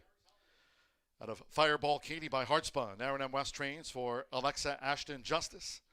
One was bred here in the Hoosier State by Justice Farm Greg Justice. Horseshoe Indianapolis congratulates the winning connections of Smoking Hot Justice. Out to the maiden juvenile fillies ranks. Official, 1/6 exacta, $13.60. 50-cent trifecta, 167, $13.50. 5 and 1 double, $48.80. The 50-cent pick 3 on races 2, 3, and 4. Pays out 2 and or 5. With the 5 with Smoking Hot Justice, the 1. 50-cent pick 3 payout for $41.30. Del Cap Ellis ran 4th. 10-cent superfecta, 1673, $7.86. In the maiden, favorite first, all he ran, 107.09 seconds. Fifth race back to the turf we go. And in the turf miles, scratch the also eligibles. 11, Mr. Oklahoma. 12, Stradivarian. 13, Light Crude. And the 14, Charbon. Scratch the also eligibles. 11 through the number 14, all have been withdrawn. Exacta, trifecta, superfecta. Double pick 3 and start to the $1 late pick 4 presented by Itoba Daily. We are sunny, firm, and fast. Post time, 4:18.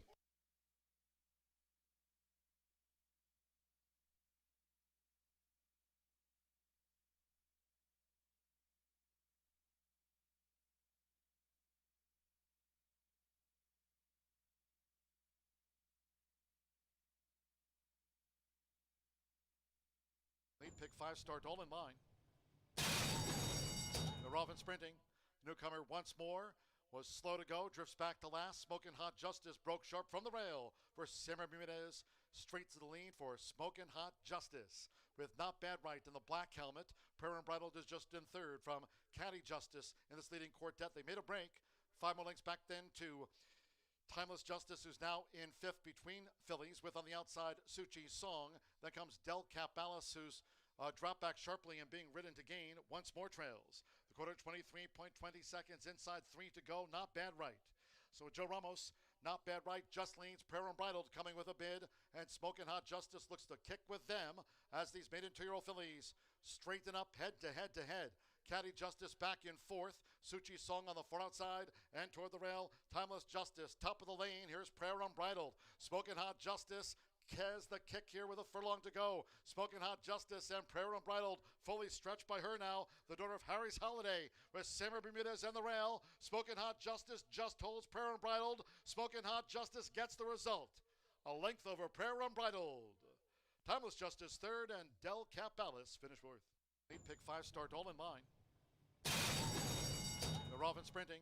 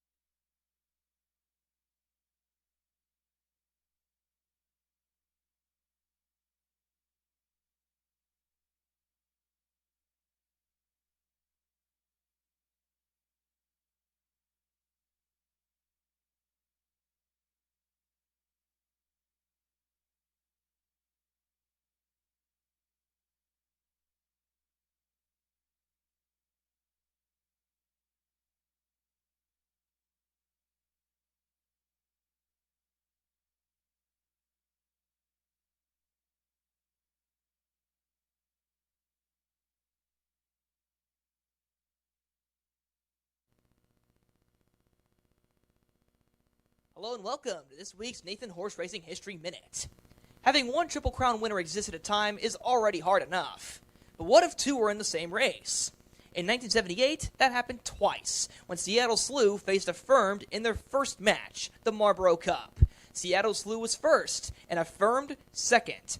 But it was their second match where things got surprising. In a race with two Triple Crown winners, the mile-and-a-half Jockey Club Gold Cup, both lost. Affirmed and Seattle Slew dueled fast up front, running faster fractions than Secretariat had in the Belmont Stakes, leaving them both exhausted. Affirmed faded and his saddle slipped, while Seattle Slew was given the unenviable task of holding off late closer Exceller.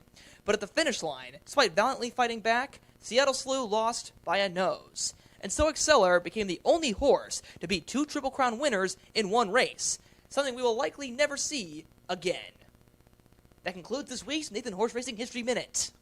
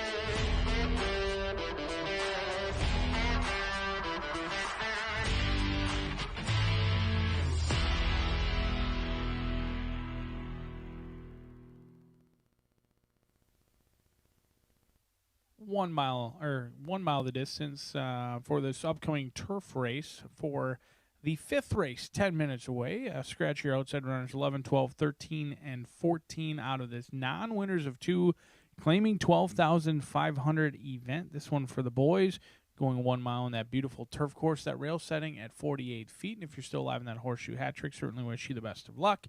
We do kick off the Itoba Pick 4 in here. Miss Rachel will have a Pick 4 ticket on your screen as they approach the starting gate. I thought this was a challenging race to handicap in here. I thought 4 Flag deserved a look despite being 1 for 29. A horse I did put on top in this spot, 8-1. Alberto Burgos, Ed Moger. He's winning at 15%, and he trains for Steve Moger in here. This California bred has been facing tougher out at the likes of Del Mar, Santa Anita, then went over to Churchill, Turfway. Now, 1 for 29 is not great, but I was willing to overlook that because of the races that this horse had been in. I mean, let's not forget that 4 Flag, despite only 1 win, has banked $165,000. So this horse has faced significantly tougher. The trouble with that is recently the races have gotten significantly easier. They went to Churchill, 16,000 non-winners of 2. Then they went to Turfway, $5,000 non-winners of 2. And then maybe easiest of all, Belterra Park, non-winners of 2 over there for $7,500, and still didn't get the job done. Both turf races at Belterra had the lead, faded late under Summer Pauly. This is a horse who maybe hits the lead and then stalls, doesn't have trouble running second or third, 11 second and thirds. Alberto Burgos can certainly time it right, and I'm banking that he is a rider upgrade from Summer Pauly, and Alberto Burgos has been riding excellent here for many years, including being our top rider here at Horseshoe Indianapolis, and I think this is a rider upgrade and a horse who's handled the turf and has faced much tougher, and I'm banking that that elusive second victory could come today for 4 Flag. Down on the inside, though, a horse who's taken a ton of action. 10-1 morning line right now, 7-2 is Texas Cyclone. Sammy Bermuda is looking for back-to-back winners. He just won our 4th race. He looks for another one in here. John Herron making the equipment change. The blinkers going on. Herron still sitting on a milestone win here at Horseshoe Indianapolis. And the blinkers going on, not something that he has typically done or done a whole lot with success. First-time blinkers, 0 for 9 this season, 0 for 10 with the blinkers going on. This was a race on August 25th that was somewhat of a bunch finish behind the winner Mission Improbable, who won by 3 lengths. And behind that, they were kind of stacked and packed. Texas Cyclone did break very well, ultimately landed in a perfect spot just off the top 2, and really had no punch in the lane. Now, that was $30,000 in on-winners of 2. Waters get much easier in here, $12,500. The blinkers going on. This Vacoma has shown the ability to have early speed on the lead, on the rail, shortest way around the racetrack. There's a lot to like for John Herron's Texas Cyclone, but the bettors have sniffed out that bad morning line. 10-1, currently 7-2 on the board. The 2 is Ghost Prince. This gray son of Cairo Prince is 1 for 12, and he's somewhat all or nothing. His lone win is the only time he's hit the board. Other than that, no seconds, no thirds, and it's only resulted in just under $11,000 in career earnings. Luis Contreras is going to be calling the shots. This horse ships in from Ellis Park. He's done the Belterra, Ellis, every other pattern. This will be his first start here at Horseshoe Indianapolis. He has a couple of good races over at Saratoga, Belterra. He just hasn't been able to get the job done. He has faced significantly tougher competition. Baltimore Heart is a horse that's very good on his best day. Also English Challenge, along with Catalina Crush as well. So Ghost Prince gets some class relief in this spot, shipping in, and we'll see if he can get the job done in here for Anthony Quartolo, who's only making his 2nd start of the season in start number 13 for Ghost Prince. 3-1-2. I've put together pick 4 ticket, but you're going to see Rachel's pick 4 ticket because, frankly, she's smarter than me. All you have to do is ask her. Good luck.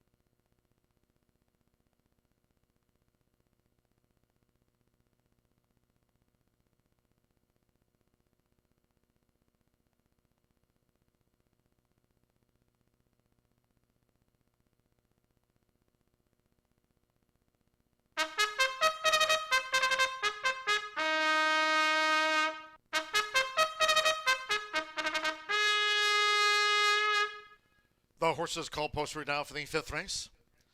The second of 3 today, Carter for the turf course firm. Turf rail was set at 48 feet this race week. Here, field of 10 in the turf mile. Scratch the also eligibles. 11, Mr. Oklahoma. 12, Stradivarian. 13, Light Crude, and 14, Charbon. Scratch the also eligibles 11 through the number 14. All have been scratched. Exacta, trifecta, superfecta.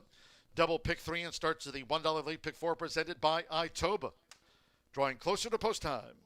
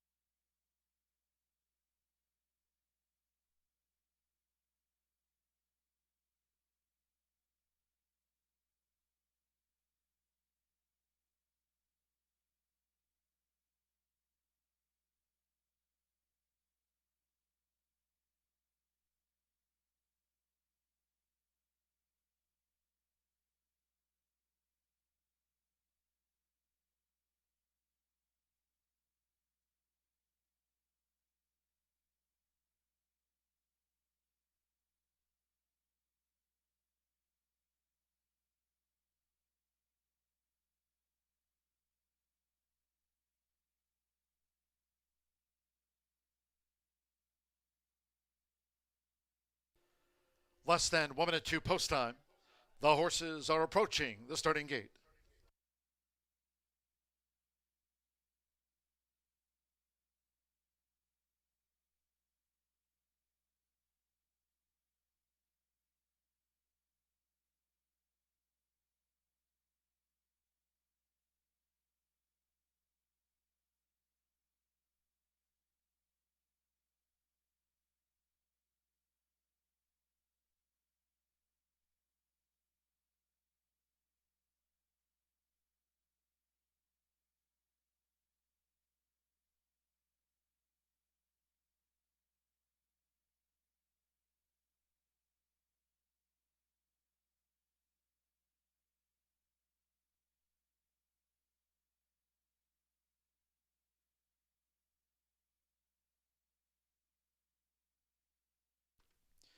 The horses have reached the starting gate.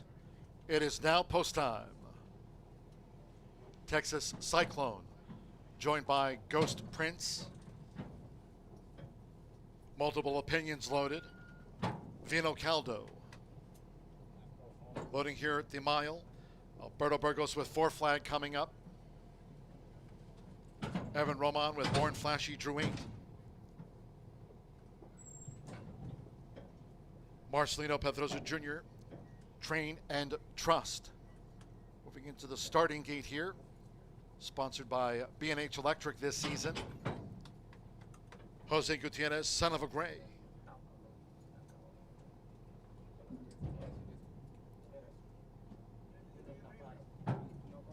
Two back, Santo Sanjor with Boys Code, loads at 18-1. Born Flashy 8-5 favorite. Over the mile, one more. Say Magnifique, Alex Achard for Danny Simpson. Here comes the 5th. They're in the gate. And they're off. Even start. Vino Caldo with 4 flag. Right there is Boys Code, and toward the inside, Texas Cyclone slips through to just lead them. And here's Son of a Gray on the outside with his early run up to Texas Cyclone as they take them out to the stretch with 6 furlongs to run. And then comes 4 flag running in 3rd position, has a white cap with Vino Caldo following in 4th. Born Flashy in 5th with toward the inside, Boys Code in 6th at the 5.5. First run since the 4th of July for Multiple Opinions, who's racing in tandem with Boys Code going up the back. Train and Trust, Say Magnifique, and Ghost Prince trails the turf mile. The first 2 of 8 furlongs in 22.50 seconds for the run to the half-mile pole. Son of a Gray for Jose Gutierrez. Son of a Gray just leads from Texas Cyclone with the rail length and a half. Vino Caldo in 3rd. 4 flag holds the rail running in 4th. Born Flashy 5 lengths off of these top 2. Then racing 2 clear from toward the inside, Boys Code still together with multiple options. 3 furlongs from home, Train and Trust, Say Magnifique, and Ghost Prince. Half mile 46.91 seconds on the edge of the quarter pole. And it's Texas Cyclone and Simmer Bermudez. Texas Cyclone just leads at the turn-in from Vino Caldo with Born Flashy, who's now picking up on the far outside and 4 flag with the rail. They're homeward bound, 3/4, 1 minute 11.57 seconds with Evan Roman. Born Flashy has taken the lead and is slipping away. Past the 16th, Texas Cyclone, left back, Train and Trust, and Multiple Opinions. Born Flashy, sharp by 7. Texas Cyclone stayed on to run second from Train and Trust, and then Multiple Opinions with Boys Code and Say Magnifique.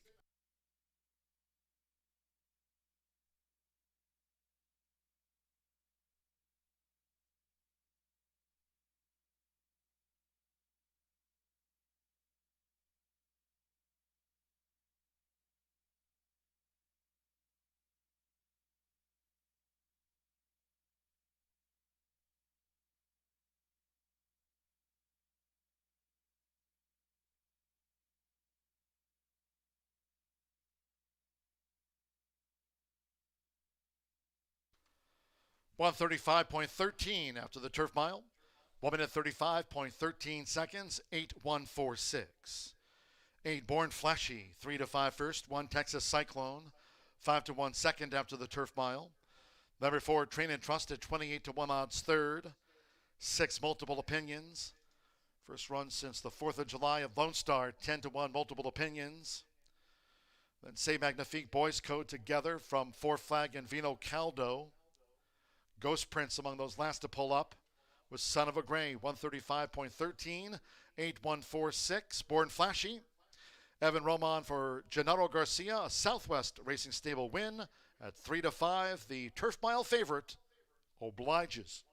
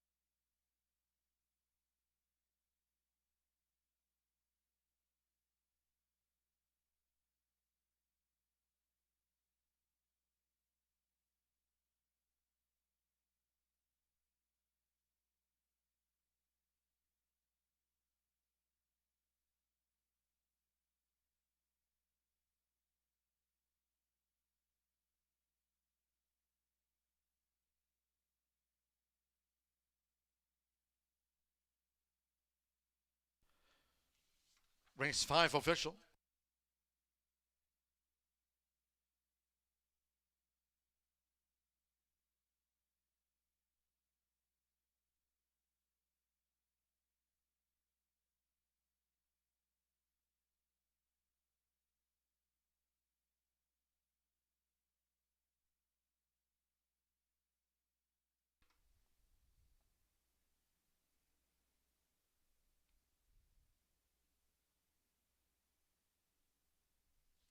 Returning to the Murphy Trailer Sales winner circle will be the 8 Born Flashy into the hands of Evan Roman.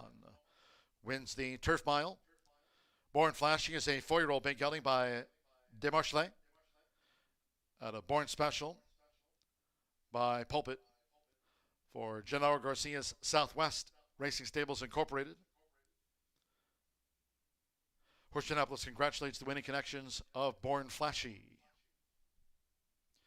A 35th win of the season for Gennaro Garcia, vying for a 6th training title here this meet. 50-cent early pick 5 paid $293.50, 5-5. 8-1 exacta $17, 50-cent trifecta 8-1-4 $38.80. 1-8 double $12.20, $1 early pick 4, $186.40 on 4 out of 4. Multiple opinions 4th, 10-cent superfecta 8-1-4-6 $39.29, and the 50-cent pick 3 on races 3, 4, and 5 paid $30.15, pays out the pick 3. 135.13, 17 minutes away, race 6, next sprint. Scratch 2, Play the Trumpet. Number 2, Play the Trumpet has been scratched. Exacta trifecta superfecta. Here are the 10-cent grand high 5, first pentafecta, featured on a 9-race card. Double pick 3. Post time will be at 4:48. Again, just as a reminder to our Horseshoe Indianapolis fans, no live racing here Friday, Saturday, nor Sunday this weekend. Horseshoe Indianapolis Casino open 24/7. No live racing here Friday, Saturday, nor Sunday. Monday post time 2:10.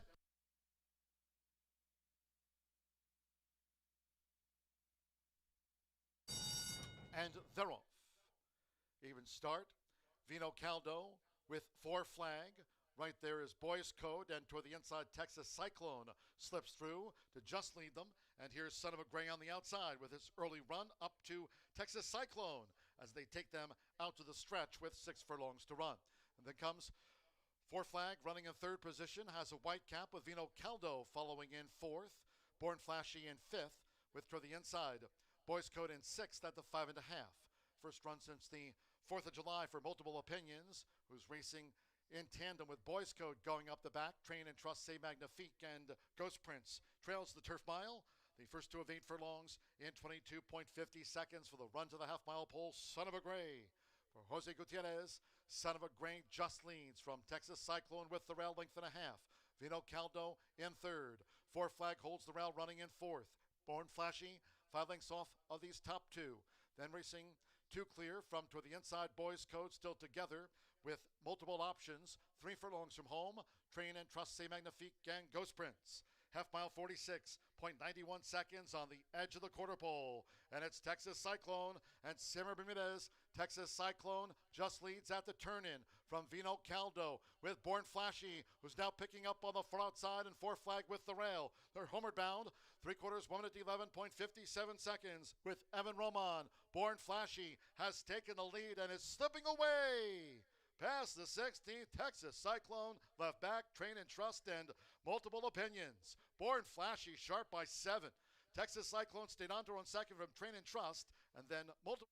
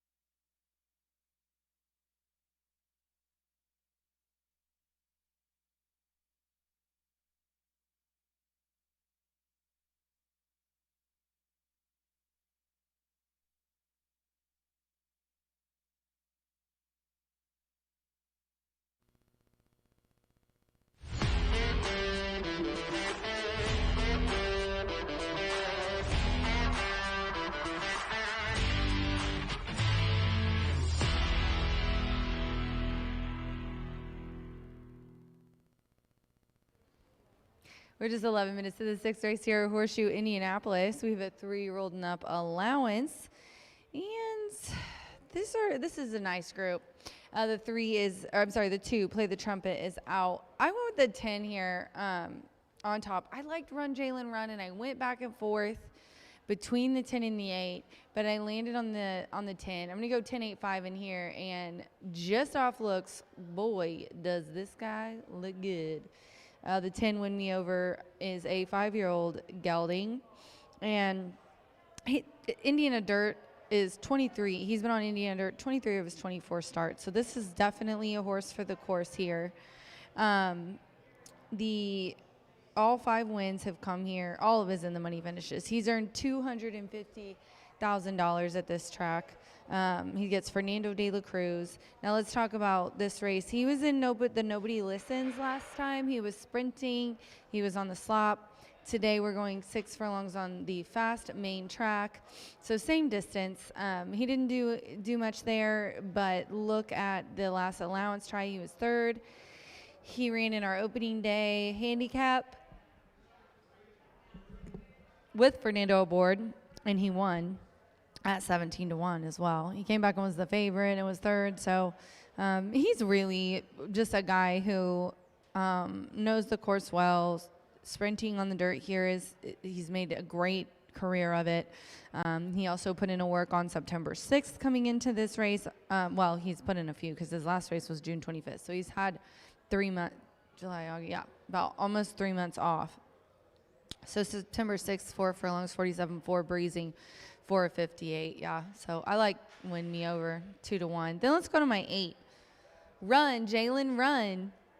3-1 right now on the toe board. Run, Jalen Run is actually a 4-year-old gelding by Run Happy, who has only ran once on Indiana Dirt. So boy, did I have a hard time picking between 2 more different horses. This horse has ran once here, didn't finish in the money, has been at Oaklawn, Keeneland in that race that I was just speaking of.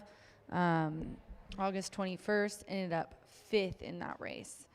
So yeah, hadn't done much here, but that was the first time ever running here and was in an allowance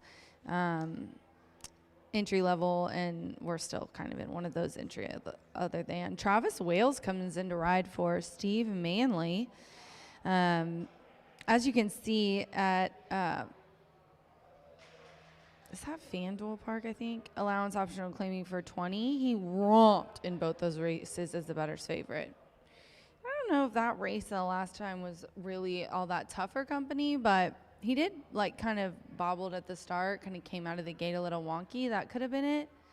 But he is also a very fit looking boy. He is carrying really good flash. He's a beautiful bay. He just looks like he knows where he's at and what he's supposed to do. Ears pricked, moving really nicely. Can tell he feels good. And then I'll go to the 5, Cupid's Runaway. Also, they has early speed and put up an 81 last time, so that's kind of why I went back and forth. But Cupid's Runaway, the 5. I digress.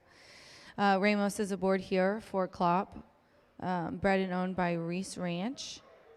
And this guy's obviously by Cupid. He has had 16 lifetime starts, and all of them have been in Indiana. And guess what? He has 12 wins. 12 for 16. 13 of 16. Can you imagine running 16 times in your life? You only finish out of the money 3 times. They've all been here, and they've all been in these starters. He even ran a nice allowance that was similar to this at I think that was closing day of the meet last year. So he fits in with this group for sure, but he is a winning fool. He is going into allowance from all those starter optionals. So he's moving up in class, but his figures are comparable. He did win on May 21st with an 85 Brisnet speed figure and July 10th with an 82. I just think that he's definitely, he's built like a brick. Look at him. He's so strong looking. He's so fit looking. I thought that, he would almost be even higher than 6-1, but he's not. I think people are on to me. They're on to Cupid's Runaway at 6-1. But I'm going to land on the 10 here in this 6th race at Horseshoe Indianapolis. Good luck.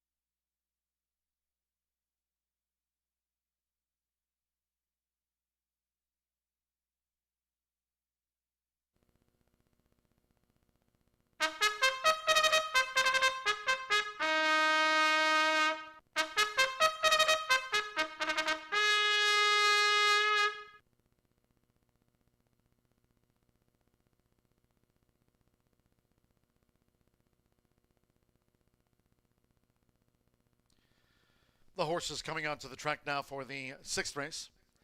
This sprint at 6 furlongs, a field of 10. Number 2, Play the Trumpet, has been scratched. Scratch 2, Play the Trumpet, Exacta, Trifecta, Superfecta. 10-cent Grand High 5 Pentafecta wagering featured here on the featured sprint. Double pick 3, Fast and Firm, 2 minutes.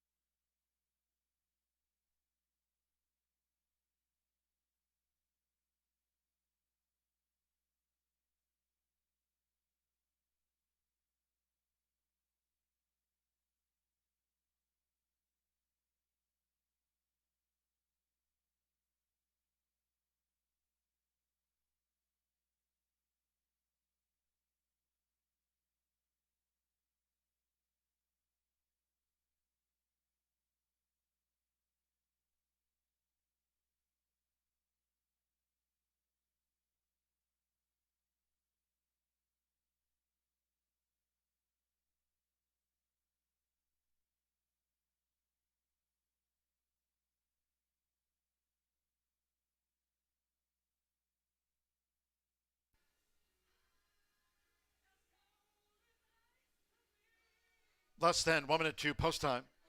Less than 1 minute.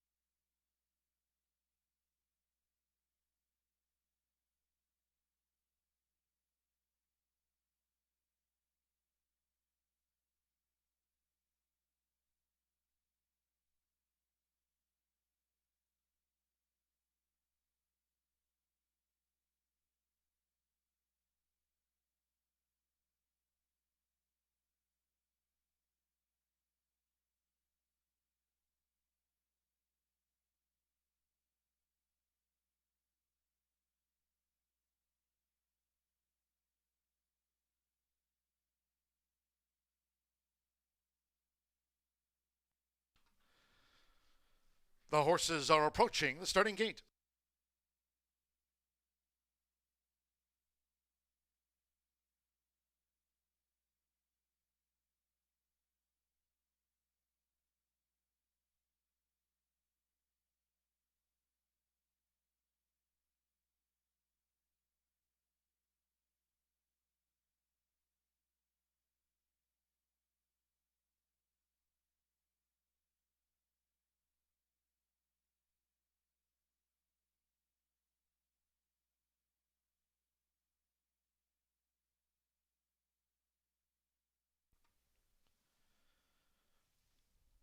The horses have reached the starting gate. It is now post time. They're going in. Alberto Burgos with Cut Glass. Marcelino Pedrosa Jr., Gettysburg Address. Joins Cut Glass. Luis Contreras with Texas Free like Cupid's Runaway. Both for Randy Klopp. Now Travis Wales with Run, Jalen Run.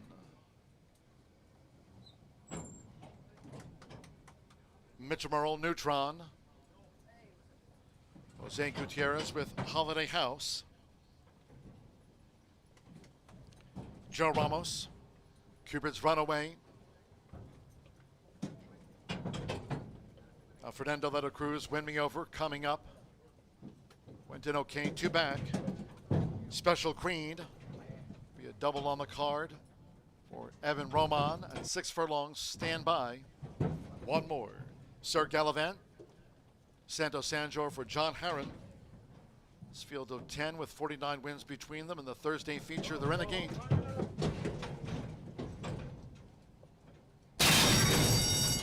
And they're off.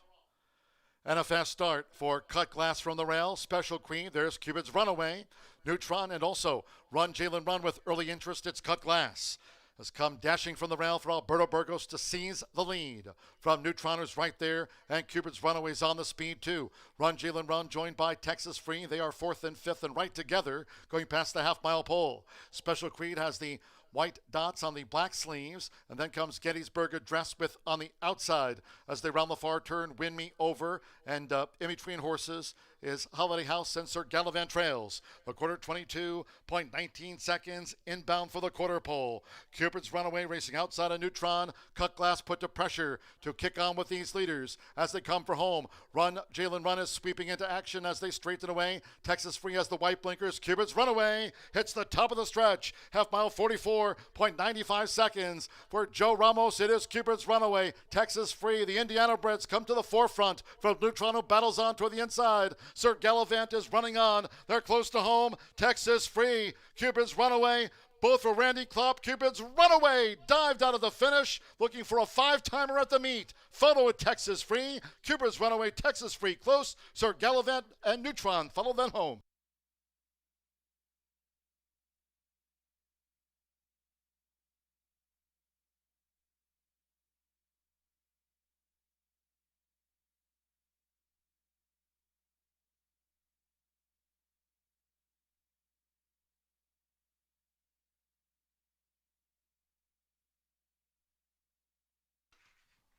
$110.55 after the open sprint feature. A battle of the Indiana Breds. Win photograph, it's up to the judges. Hold all tickets. Here's the slow-mo. Cupid's Runaway. We'll get a 5-timer at the meet. Texas Free, Randy Klopp, 1-2. Sir Gallivant, Neutron, photo for 3rd. Holiday House. Run Jalen Run, flattened. Special Creed with Cut Glass. Gettysburg Address, Win Me Over. 110.55. We're standing by for the judges' confirmation after the sprint.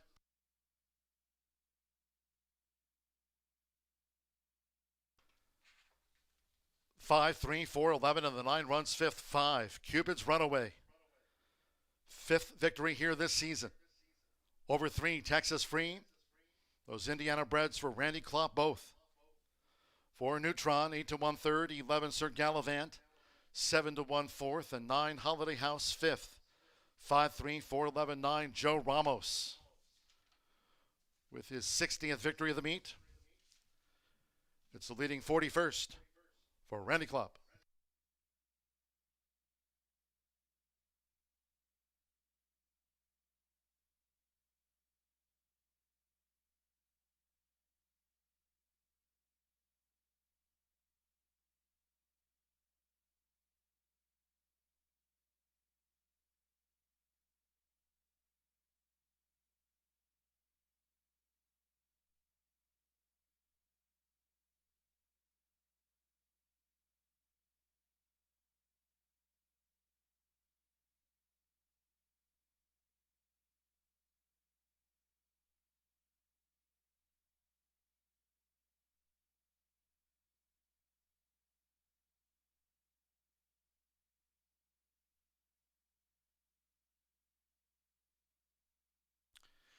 In the Murphy Trailer Sales Winner's Circle, race 6 official, number 5, Cupid's Runaway, makes it a 5-timer at the meet.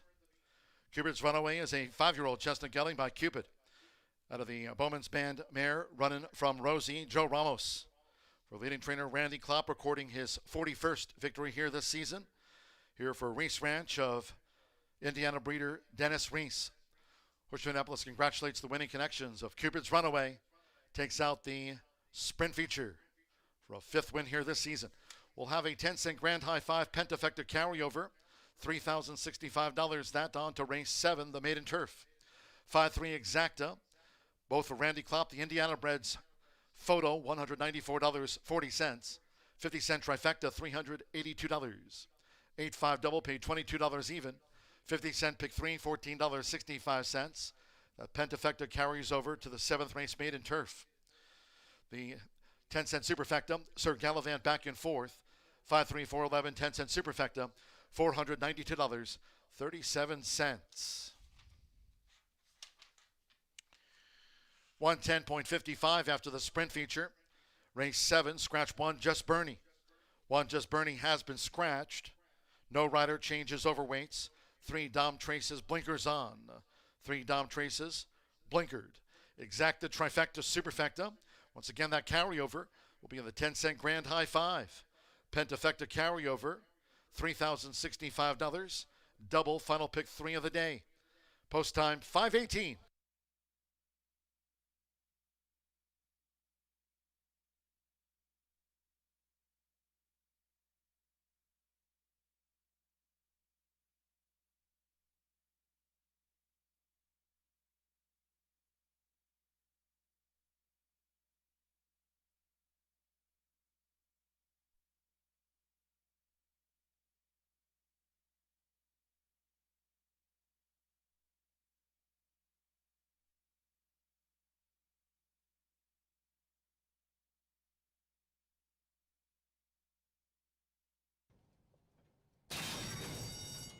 And they're off.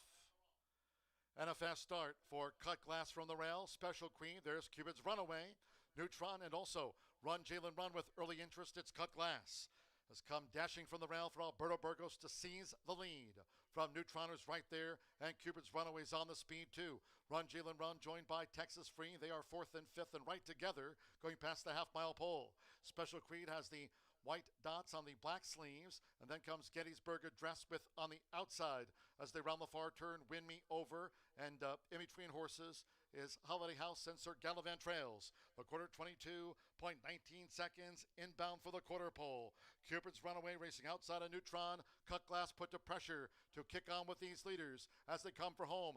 Run Jalen Run is sweeping into action as they straighten away. Texas Free has the white blinkers. Cupid's Runaway hits the top of the stretch. Half mile 44.95 seconds for Joe Ramos. It is Cupid's Runaway. Texas Free, the Indiana breds come to the forefront from Neutron, who battles on toward the inside. Sir Gallivant is running on. They're close to home. Texas Free, Cupid's Runaway. Both for Randy Klopp. Cupid's Runaway dived out of the finish, looking for a 5-timer at the meet. Photo with Texas Free. Cupid's Runaway.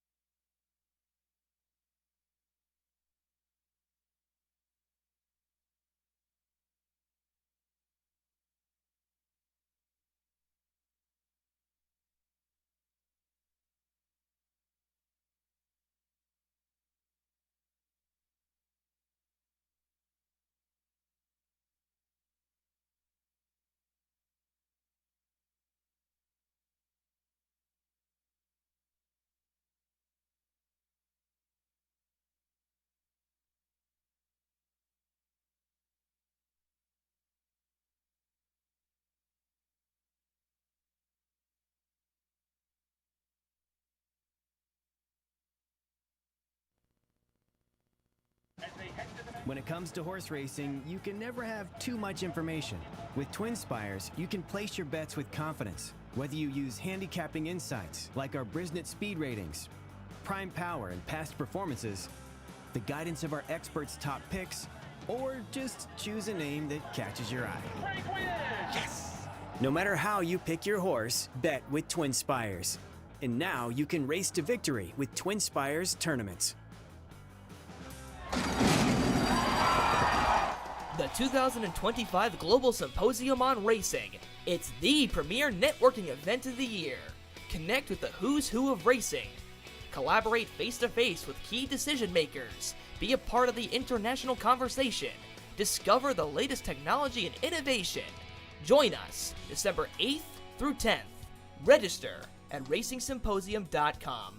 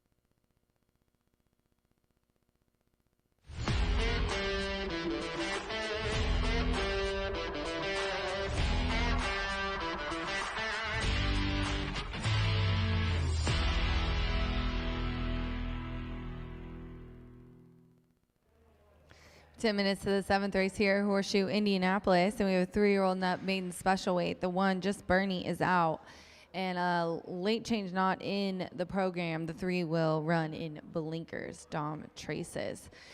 This is a very interesting field, and there's only one first-time starter in here, and I'm just going to put it on top. The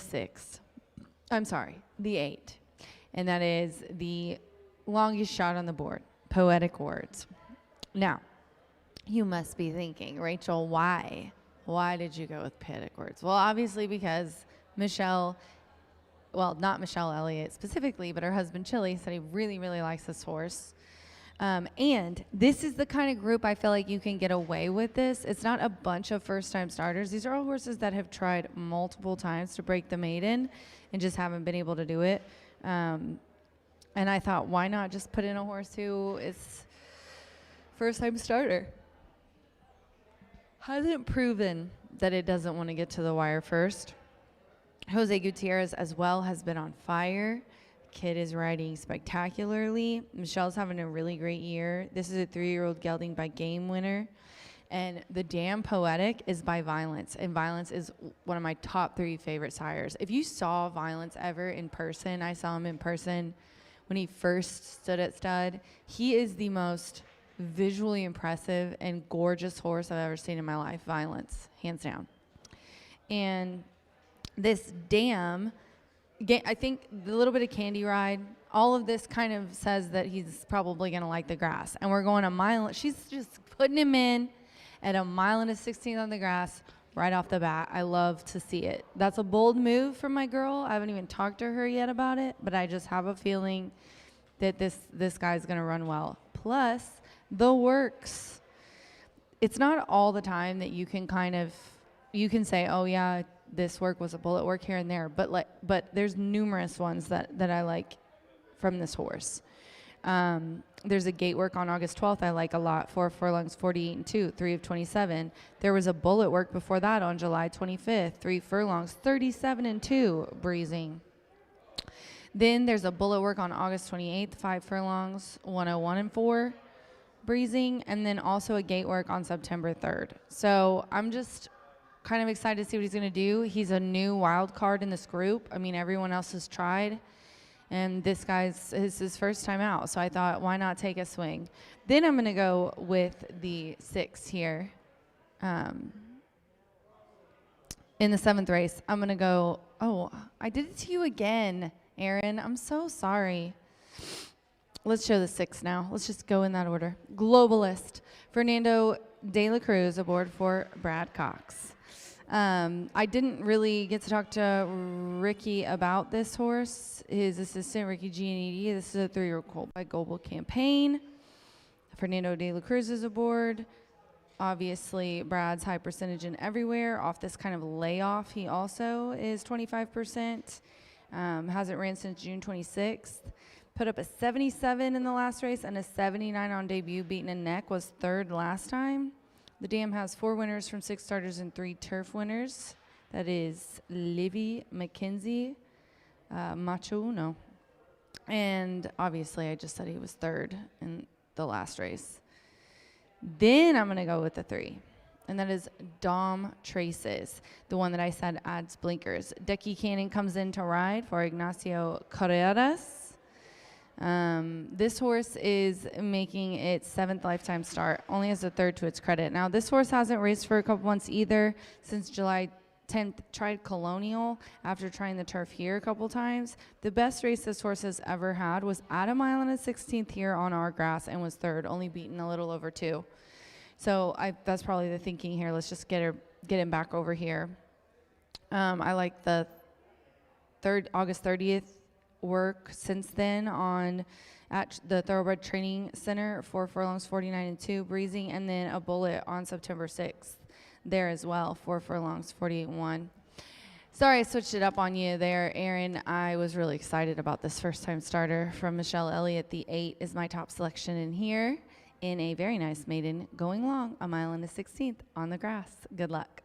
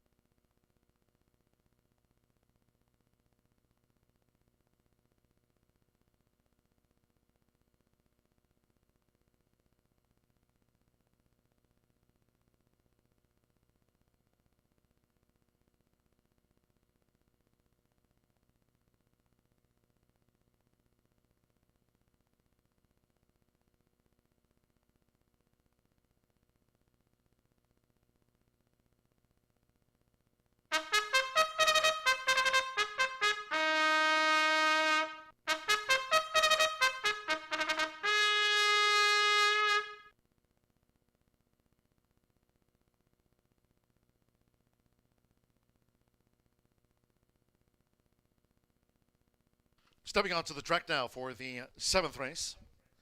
The last of those carded for the turf course here at the end of the week. Friday, Saturday, Sunday, low live racing here. Monday card from 2:10. Here in the maiden over the mile and a 16th, a field of 9. Scratch 1, Just Bernie. 1, Just Bernie has been scratched. 3 Dom Traces, blinkers on 3 Dom Traces. Exacta, trifecta, superfecta. There's a carryover. The 10-cent Grand High 5 Pentafecta carryover, $3,065.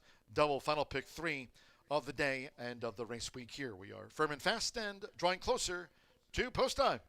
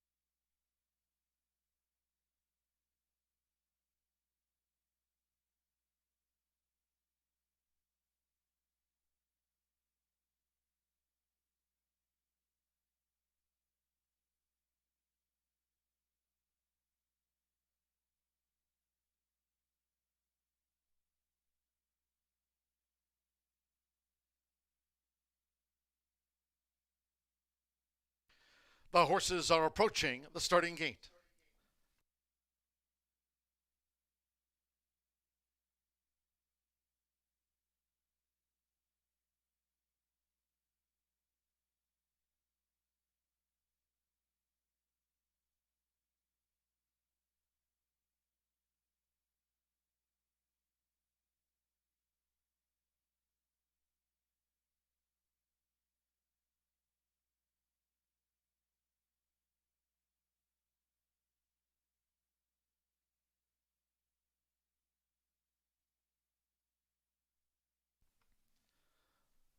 For a final time today, crossing over to the turf course here for the maiden.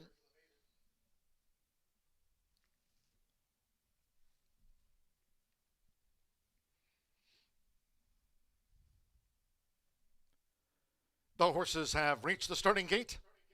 It is now post time. They're going in. Bourbon Society, Marcelino Pedrosa Jr. off of Cipriano Contreras claim. Fernando de la Cruz, Globalist, joins Bourbon Society. Declan Cannon with Dom Traces.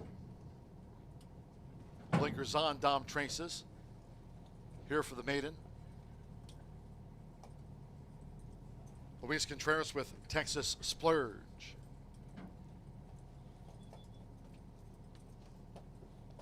As the black silks on here in cap, Texas Splurge.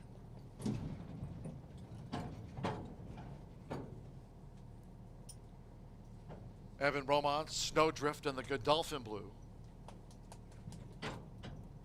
Jose Gutierrez, first time starter, Poetic Words. Mitchell Merle with Film at 11.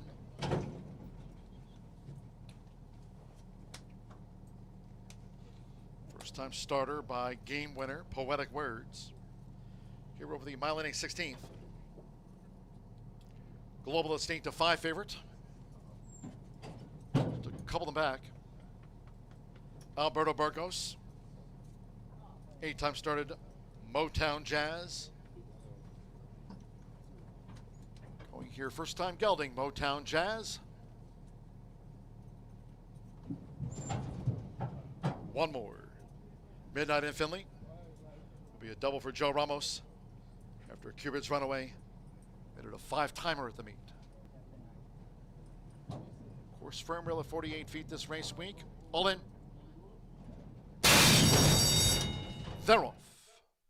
Film at 11 broke sharp. Nearest the inside, Bourbon Society is vying for the early lead. First time blinker Dom Traces. Right there on the outside is Midnight in Finley and Motown Jazz, another that's forward as they make their way toward the first turn. Film at 11 just leads where Mitchell Merrill past the awning from a close-up. Midnight in Finley after breaking sharp. Bourbon Society is running in third with 6 furlongs to run. Then on the outside is Motown Jazz in fourth. To the inside is Dom Traces in fifth. As these leaders go to the back of the course, Globalist is sixth. Then it's a break of 6 more lengths back toward the inside. Texas Splurge with the first-time starter, Poetic Words, and Snowdrift trails. Quarter 23.21 seconds going up the back. It's Film at 11 and right there, Midnight in Finley for Joe Ramos with the front runner. Film at 11, Midnight in Finley, they're a neck apart inside 4 furlongs from home. Dom Traces tries to track them down with to the inside Bourbon Society running in fourth. Motown Jazz has the white cap. And then it's a break of a length and a half to Globalist, who's 7 lengths off these leaders as they now traverse the far side of the course. And then comes Poetic Words with Texas Splurge, and Snowdrift is now picking them up. Half mile in 47.34 seconds. Midnight in Finley going for the quarter pole. Nearest the inside, Film at 11 tries to rally on. 3/4 1 minute 11.64 seconds. And here's Dom Traces coming with a sweeping run now for Declan Cannon. They're homeward bound. Dom Traces descends on Midnight in Finley, who has the lead now with 1 furlong to go for Joe Ramos. Midnight in Finley over toward that rail. Dom Traces trying hard. Globalist is third. Film at 11 has been left back. It's Midnight in Finley.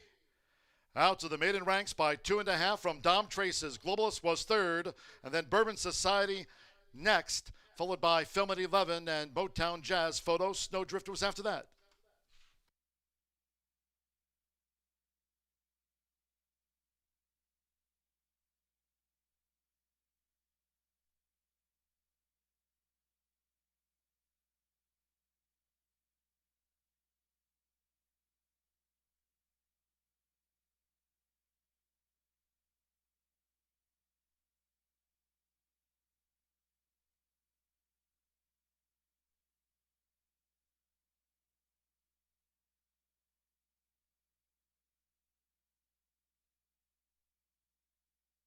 142.11 after the maiden. 10-3-6-2. Fifth is a photo for the Pentafecta that had a carryover going in. 10. Midnight in Finley. Joe Ramos doubles up. 3 Dom Traces with those black blinkers on. 9-2 the runner-up. 6 Globalist at 2 1/3. Number 2 Bourbon Society. 4th after the maiden. 5th is a photo that's on the bob. Snowdrift was next.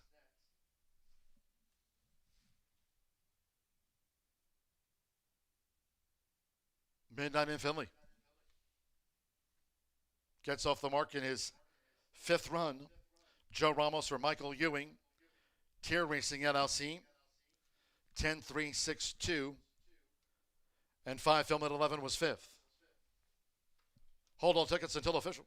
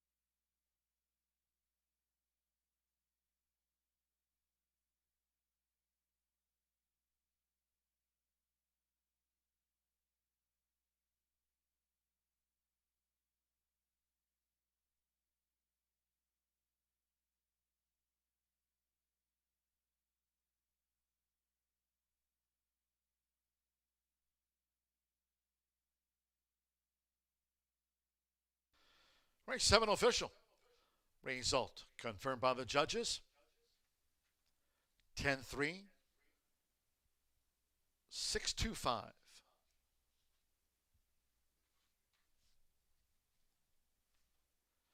Stepping into the Murphy Trailer Sales winner's circle, the 10, Midnight in Finley. Riding double for Joe Ramos. Midnight in Finley is a 3-year-old big gelding by Midnight Loot. The Super Saver Mare, Tengata. Michael Ewing trains for James Timothy Duffy's Tier Racing LLC. Horseshoe Indianapolis congratulates the winning connections of Midnight in Finley. Takes out the maiden turf. 10-3 exacta, $81. 50-cent trifecta, $89.20. 5-10 double paid $156.80. With film at 11. 5th after a photo. The 10-cent grand high 5, 10-3-6-2-5. Paid $454.64. Bourbon Society was 4th. 10-cent superfecta. 10-3-6-2, $51.50. And the pick 3 on races 5, 6, and 7 netted $54.85 on that winning combination. 142.11 for our last turf race of the day and of the race week here. Once again, Monday's post time will be at 2:10. No live racing tomorrow nor this weekend. Race 8, 17 minutes from post time. Maiden sprint. No scratches. Number 3, Leah Maria, the jockey Joe Ramos, will be riding for a pure hat trick of wins on the card. Joe Ramos will partner the 4-race maiden 3, Leah Maria. Number 4, Ruthie Ozark is 4 pounds over. Exacta trifecta superfecta, 10-cent pentafecta, starts at a late double. 9th race closing the card with the leader of the class. Scratch 3, HF Liza Jane, and 11, Pop Sicario SM. 9th race, scratch 3 and 11. No rider changes for Cool Candy Wagon, 4 pounds over. The leader of the class, Sal Futurity final over the 350 to wrap up the card and week. Fast track and no wind. Post time for the maiden sprint, due at the gate at 5:48.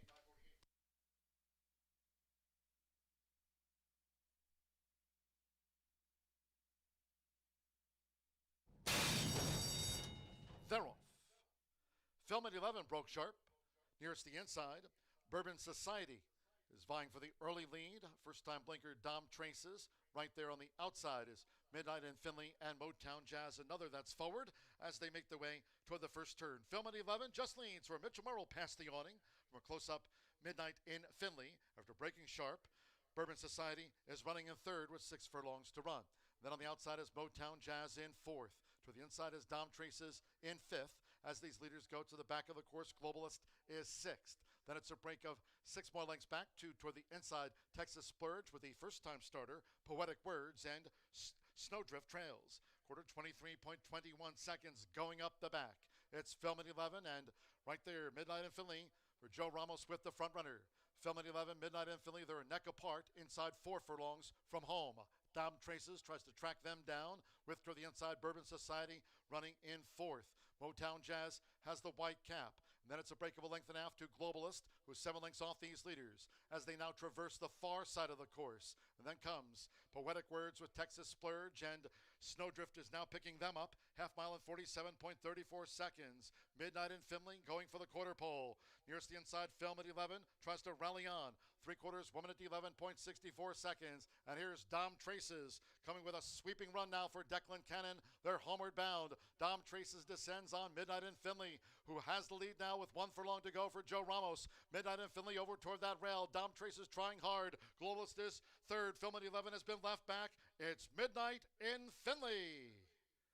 Out to the maiden ranks by 2.5 from Dom Traces. Globalist was third, and then Bourbon Society next, followed by Film at 11 next week.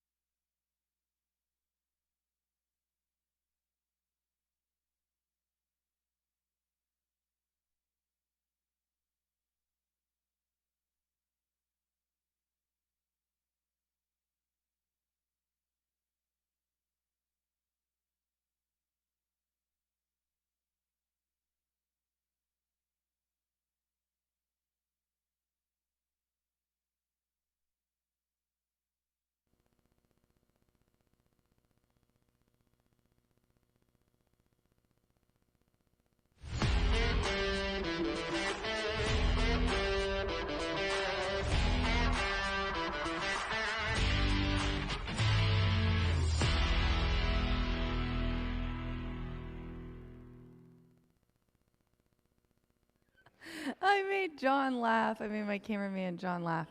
Haven't done that very often. Okay, unless he's laughing at me. Well, he was laughing at me. Okay, I have everything situated. That's what he's laughing about. I got a little flamboozled there. Let's not mess up the order this time. 852, Rachel. 10 minutes to this maiden special weight. It is going to be 5.5 furlongs on the dirt. Now, Ramos is on the 3. And I'm already out of the pick 5, but I singled to this one, and I don't ever single. But I just think that given this group, the 8 looks really good. So let's start with the current favorite at 3-2 right now, Rockin' Rockio. Or Rocio, I'm not sure. Cipriano Contreras has this 3-year-old filly by Mr. Speaker. This filly is owned by Victory Stables, David Rodriguez, and really hasn't done much wrong in these 3 starts. Came out and was kind of an even fourth. But if you look at the debut, the second place finisher and the winner from that race came back to win next out, Vortex Express and Bits of Candy. So a very nice group in her debut on June 26th. Then she went to 5.5, which is today's distance, and she was close. She was just a length and a quarter off. And then last time out, she got a good track, and she was nosed out in that race. Now, one thing that I learned a long time ago was a proving horse is a dangerous horse, and I'll tell you this for free. This horse looks poised for the win. Then we're going to go to the 5, No Self-Control. Oh, also, the 8. I also like the works on the 8, but let's go to the 5, No Self-Control. No Self-Control gets Luis Contreras aboard for Miguel Silva. He's had a few wins this week. He's a very classy veteran jockey. I've talked to him. He's a super nice guy. This one's getting back to dirt after a couple of turf tries, and they weren't too bad. Fourth, couple of lengths off the lead, and then a third, both sprinting on the dirt.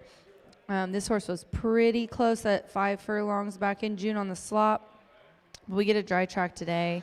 Has some early speed, and honestly, showed some nice speed in the last couple on the turf. But the other dirt sprint, this is what you kind of got to base it off of, and I think that this horse is comparable to the group, but that's why I put it in for my exacta. Plus, Miguel Silva's been bringing some nice ones over, and he's actually 18%, almost 20%, and 53% in the money when his horses are going from turf to dirt. And then I'm going to go to the 2. Air Up There. Look how good the 5 looks on his toes in the paddock, by the way. Air Up There, the 2, is 5-2 right now on the tote board. And this one is making its second lifetime start. Tim Eggleston trains. Matt Kwiatkowski owns. He just won one of our handicaps yesterday, the Empire. This filly was bred by Dean and Greg Vayer and Julie Rini. It's a filly by Matoli, Andrea Ua. He also was riding yesterday for them when they got that nice handicap win. Tim obviously is one of our high percentage trainers. He's 19%, 20% for the meet, and 57% in the money. This horse was well bet. It was the favorite, the beaten favorite by 3, almost 4 lengths at 2-1. It was against a couple of these are in here, like Rockin' Rockio. My top selection was in that race, and Mictlin, who I did like in that one. I think I had Mictlin on top. But is still at the same distance and the same surface, set the pace in the last race, and I think now has got a race under her belt. She'll probably be able to figure it out, hopefully get on the lead and hold it for the race, is what they're probably hoping. But I just thought that the 8, that's probably their game plan. She went to the lead. Hopefully she can stay up there, but sprinting on the dirt, you definitely need to have early speed, and she has that.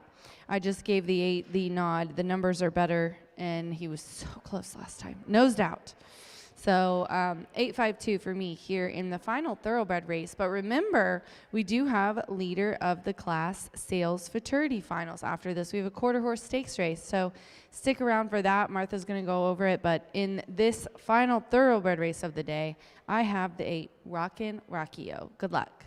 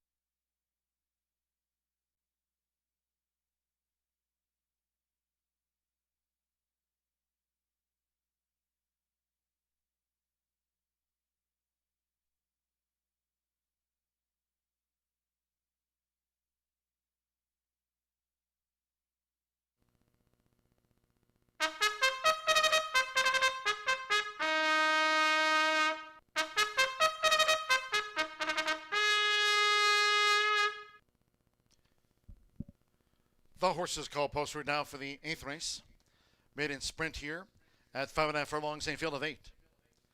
3, Leah Maria, the jockey Joe Ramos, riding for a 3rd win of the day. Joe Ramos on 3, Leah Maria. 4, Ruthie Ozark, 4 pounds over. Exacta Trifecta Superfecta, 10-cent Pentafecta starts at the late double, 2 minutes. Fast track.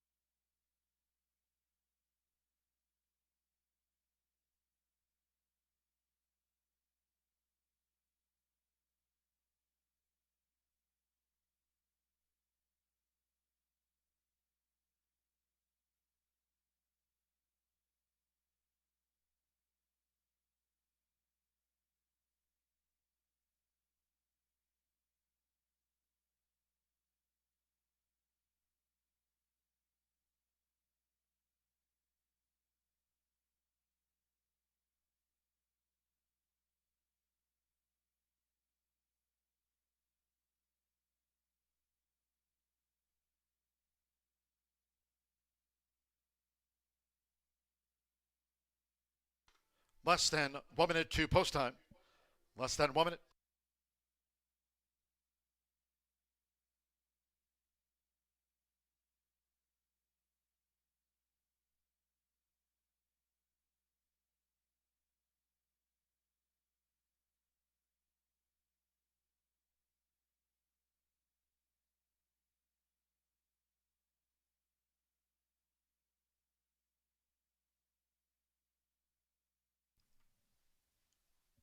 The horses are approaching the starting gate.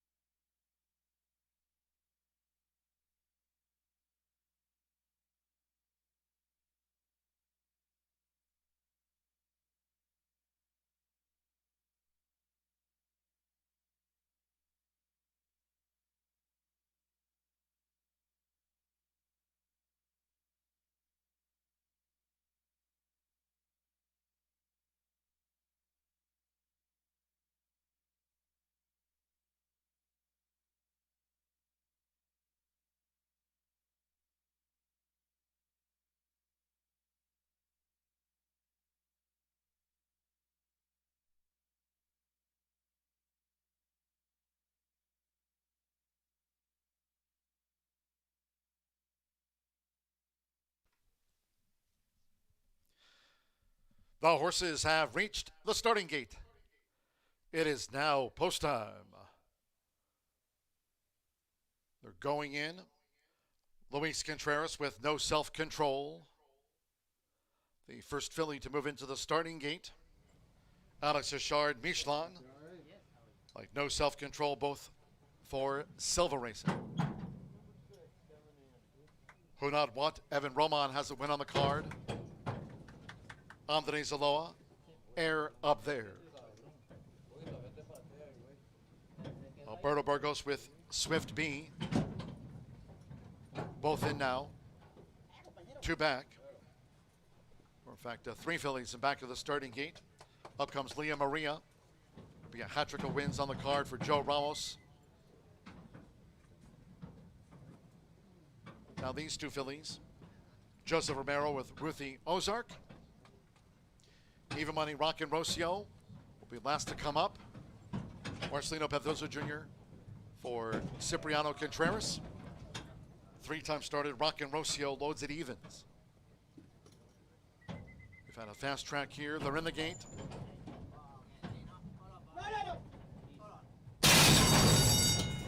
And they're off. And fast starts for the Silva Racing pair. No Self-Control, and Michelin from the rail for Alex Achard takes the lead from No Self-Control, who's right there for the Miguel Silva pair. Air Up There is third toward the inside. Rockin' Rocio running a wide fourth. Swift B is next in fifth in the white helmet at the 3.5. Then further back to Ruthie Ozark with Leah Maria running second to last. And Who Not What trails the maiden filly sprint as they round the far turn. The quarter 22.44 seconds. Michelin blazing the trail. After breaking a beat slow, here's Air Up There coming with a bid and No Self-Control. These three pass the quarter pole. Rockin' Rocio and toward the inside Swift B. Then detached, Ruthie Ozark with Leah Maria and Who Not What. Top of the lane. And toward the inside, Michelin. Michelin and Air Up There trying to drive past Michelin, who's sticking her neck out. With Alex Achard, it's Michelin determined. Michelin in front. Leads here now over on the outside. Air Up There. Swiftby back in third. Rockin' Rocio fourth. Well beaten. Michelin. One going away from Air Up There by 3. Swiftby was third. Then Rockin' Rocio and Leah Maria.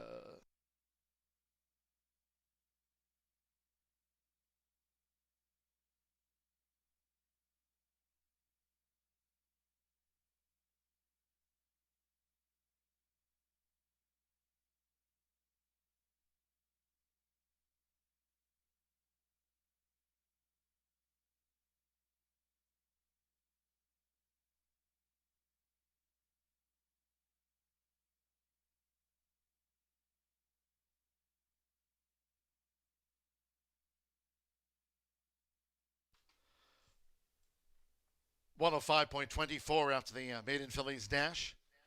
105.24, 12783, 1 Michelin, 9-2 first, 2 Air Up There, 5-2 on the runner-up, 7 Swift B, 8-1 home third in the maiden, 8 Rockin' Rocio, 7-5 fourth in that outside post. Leah Maria for the 10-cent Grand High 5. No Self-Control, Vide. Finished sixth in front of Ruthie Ozark. Then we trailed back. 105.24. Alex Achard, Miguel Silva, Silva Racing. Daughter Sharp Azteca, 7th time was the charm.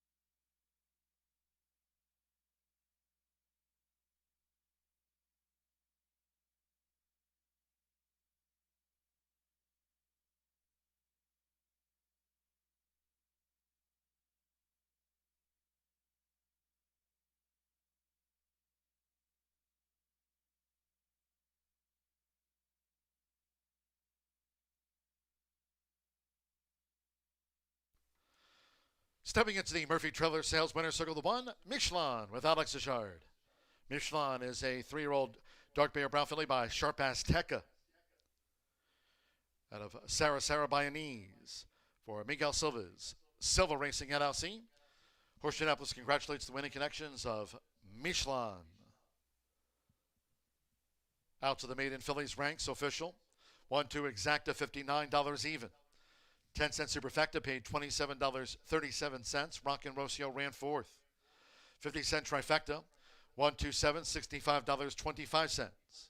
10-1 double and even $150.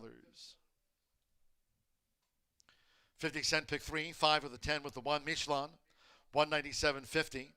The 10-cent pentafecta, $156.28. Leah Maria ran fifth. The $1 lead pick 4, daily presented by Itoba, 404, $839.50. Results in on the 50-cent lead pick 5, paid $1,110.45. All 8 ran in the maiden fillies, 105.24. One more to go. Stake on the card is in the 9th race, the final for the leader of the class, Sal Futurity, over the 350. Fast track, no wind. Scratch 3, HF Liza Jane, and 11, Pop Sicario SM. Scratch 3 and 11 with no rider changes. Number 4, Cool Candy Wagon, +4. Exacta Trifecta Superfecta. And the leader of the class, Sal Futurity final, features the 10-cent quarter horse Grand High 5. Curtain comes down on the Thursday card in the race week at 6:15.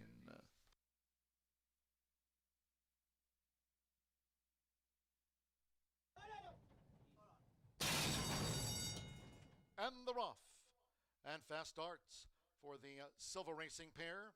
No Self-Control and Michelin from the rail for Alex Achard takes the lead from No Self-Control, who's right there for the Miguel Silva pair.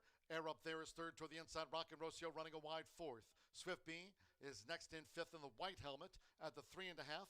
Then further back to Ruthie Ozark with Leah Maria running second to last, and Who Not What trails the maiden filly sprint as they round the far turn.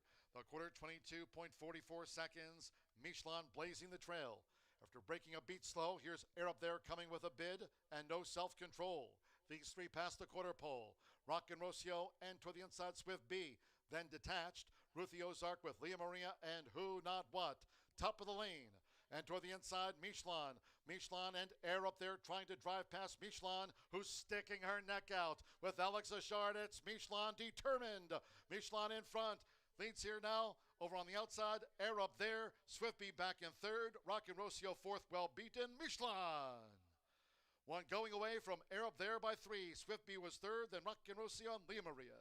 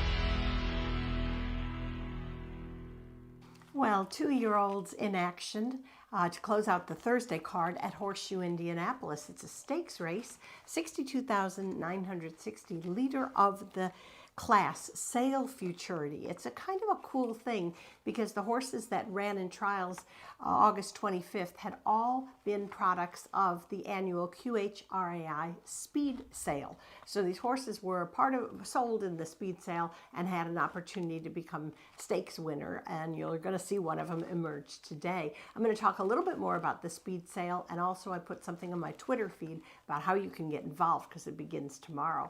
All right, well, like I say, a couple weeks ago we had some trials run, just 2, but some really powerful performances, and of course that will lead to my favorite, and my choice, top choice, is going to be number 5, and that's Lead Me to the Beach. Was not just the fastest qualifier in the 350-yard trials, the only horse in both trials to have not surpassed, but have run less than 18 seconds. Everybody else ran 18 seconds or more, but not Lead Me to the Beach. He qualified in 17.816 seconds. We got Claudio Barazza, so good with his stakes winners, his Derby and Futurity winners, and Edgar Diaz, who's incredible. And this is a really kind of a special horse. It's a filly by Escondido Beach, but listen to the rest of her pedigree. Her dam is She's a Classy Leader, and by leader of the class. So huge history. Pedigree-wise in this stakes, and kind of meant to be type of thing, providing she runs anywhere near as good as she ran in her trial. Of course, it's not just the trial that she ran well in. She qualified for the 196,000 Gordon Mobley Futurity. That was one of our first 2-year-old Futurities of the season. You know, obviously a legitimate favorite. And if you want a little more history, which I think this is all kind of cool to me, I love this race. Claudio won the 2021 edition with Mr. Michael. He ended up being Indiana Horse of the Year, and his breeder, Mark Michael, is one of the owners of Lead Me to the Beach. So a lot of selling points for this horse. Of course, you know, you guys know I'm a big believer in Claudio. He hasn't disappointed me very often. No, probably never. All right, well, good luck to her, and then we're going to go next with number 9. He's a Classy Cowboy. Returns for conditioner Tony Cunningham and jockey Danny Martinez. Now, this horse is making the 5th start of the season, sired by Grade 1 winning stallion Cowboy 123, Flying Cowboy 123. And you know, I've talked about that. That horse was a Grade 1 winner 2 times in a row in Texas. And more importantly, just a top producer for several years now. And I like to say, I mean, not to make too many adjectives out of this, but the bottom line is those Flying Cowboy babies fly. It's just simple. They're majestic looking and they're really fast. All right, the horse broke his maiden on May 21st, but then had a couple trip woes, which is normal with the 2-year-old. Racing is a first time gelding today. You see those initials FTG. It means he's not going to be a daddy in the future. He's going to focus on racing. And also Tony's going to utilize the flipping halter on this gelding. So, you know, I don't know. He's just got a lot to offer. He's got one of the outside post positions, certainly cannot be overlooked. Tony won an edition of this race back in 2016. All right, let's go next to our new shooter of the meet, I guess you'll call it, and it's number 2, Winner Takes All. Stepped up at 29-1 in his trial, running second to Lead Me to the Beach. So the top qualifier, this horse was the second fastest qualifier, trained by German Rodriguez. As we mentioned many times before, German, very good rider, but just took out his trainer license this year, already won 2, maybe three Futurities already, have an extraordinary year. And of course, he rides his top horses as well. So this horse is the son of Eos Apolitical Win. As I said, German's going to ride him as well. He's going to probably be a long shot again. I don't know why. Well, maybe some really good horses in this field, but he is not he might be a long shot, but he's not a horse to be ignored. So that's number 2, Winner Takes All. All right, now I'll round out my top 4. I love the name. I told Rachel, you got to do a rap song out of this one because it's just da bomb diggity. Don't ask me to do the rap. You know that would be a complete disaster. Rachel could do it really good. But anyway, Diggity made his debut in his trial, so we'd never seen this horse before. But then he ran a game third to He's a Classy Cowboy for trainer Tim Eggleston.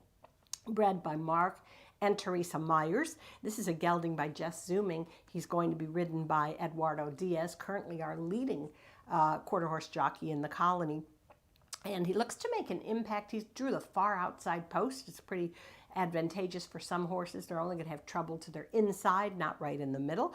Of course, how can we even sum up the year that Tim Eggleston's had? Look at him winning a thoroughbred stakes yesterday, 100,000 Empire with Highest Memories. How cool was that? And he has 2 previous wins, back-to-back wins in the leader of the class, Sail Futurity, 2023 with that sensational Red-Headed Beach, and last year with Apolitical Mission.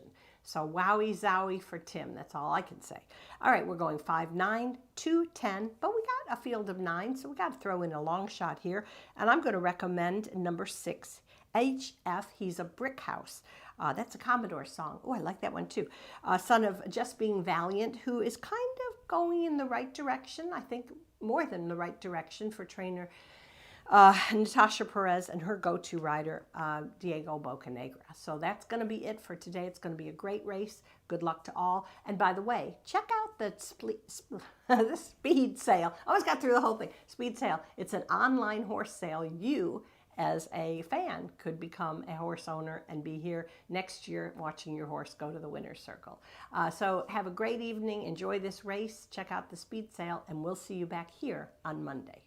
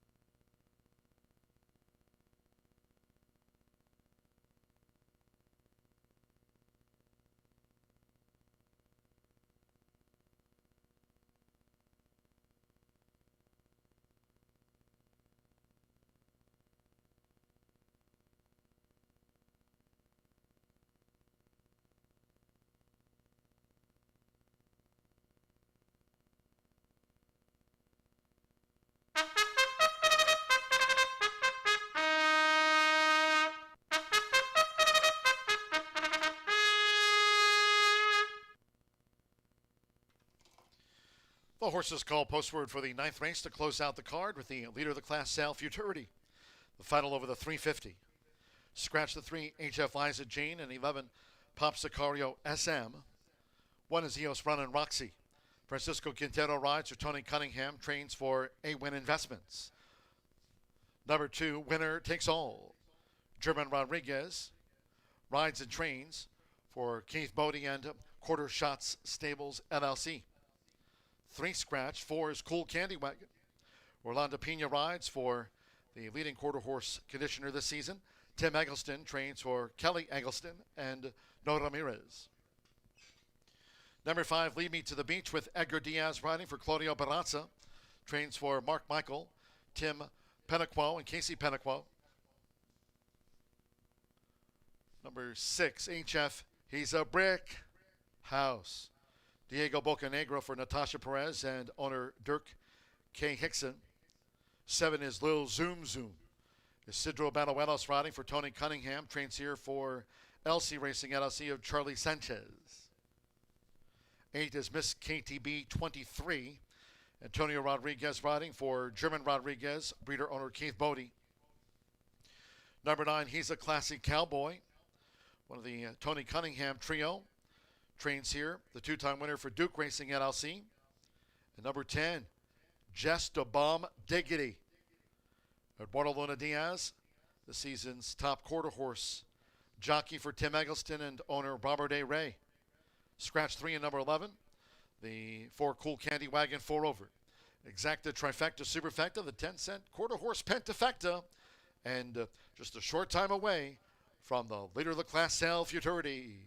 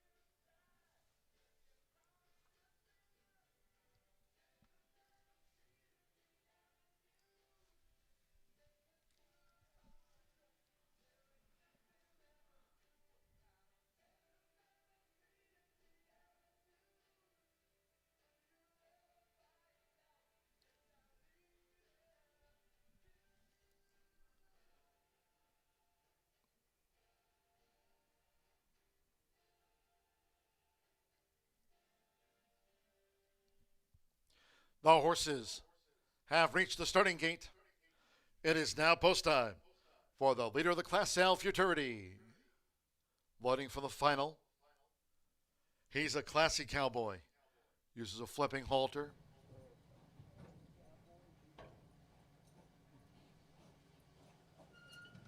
Another of the Tony Cunningham trio.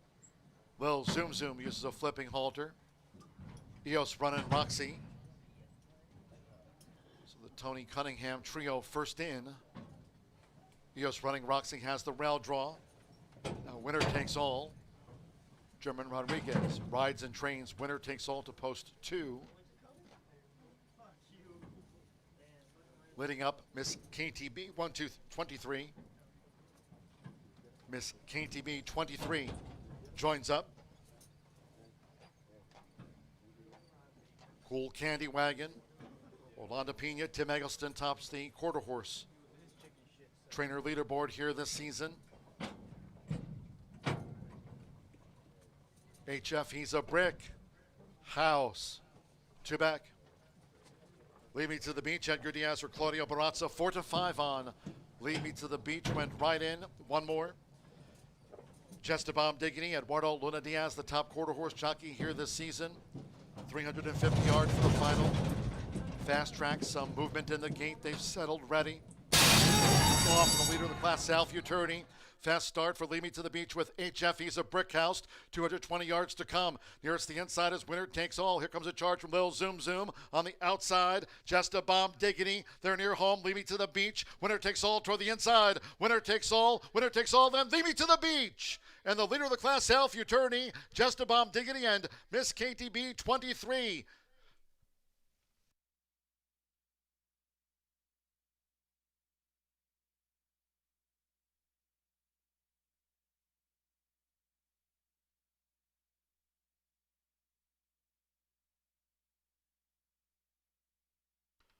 Photo finish to the leader of the class, Sal Futurity. Photograph, hold all tickets.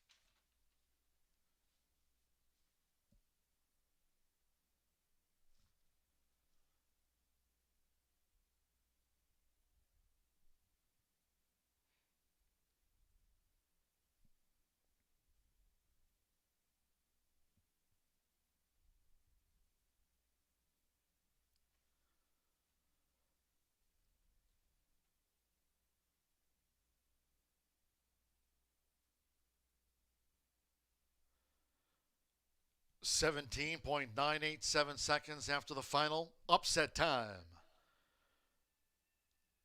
Upset 2-5, 8-10, 6-2. Winner Takes All. Does at 15-1. 5 Lead Me to the Beach. At 3-5, Just Missed. 8 Miss KTB 23 was third. 10 Just a Bomb Diggity. 4th and 6 HF He's a Brick House. 5th German Rodriguez Rides and Trains. Winner Takes All at 15-1.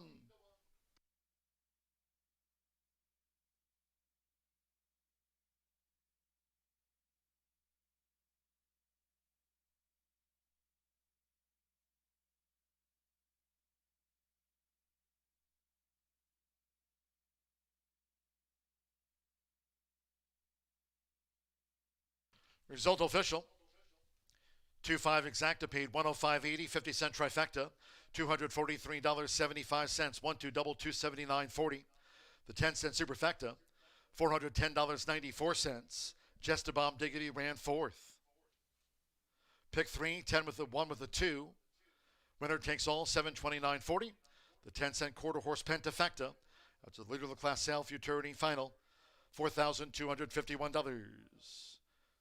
17.987 seconds.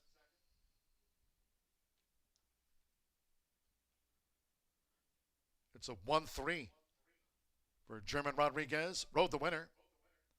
Trains winner takes all and Miss KTB 23. 17.987.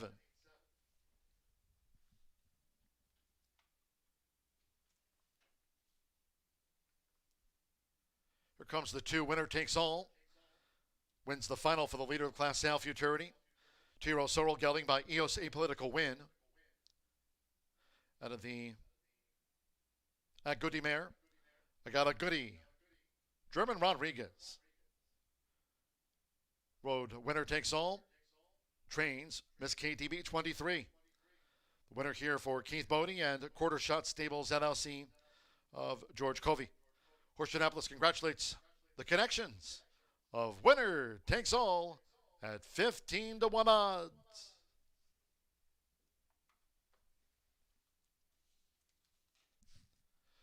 .987 seconds.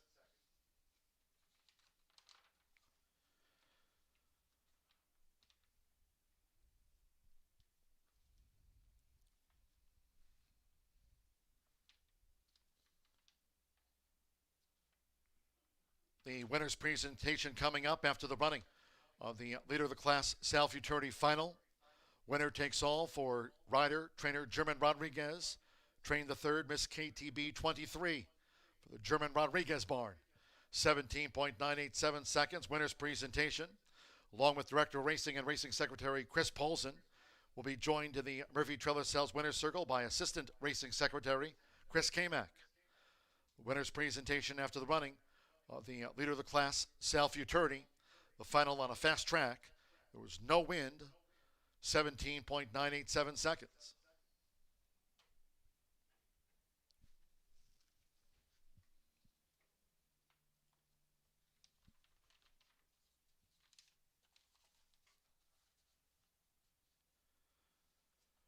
Winner takes all for German Rodriguez, the winning rider and trainer of Winner Takes All. The presentation after the final for the leader of the class, Sal Futurity.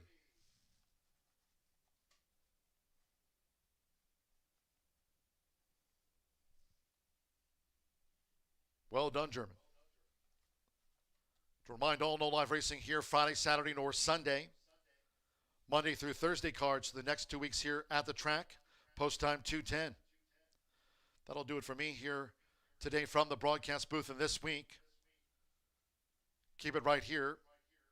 Coming up, Racing Rachel with the post-race show.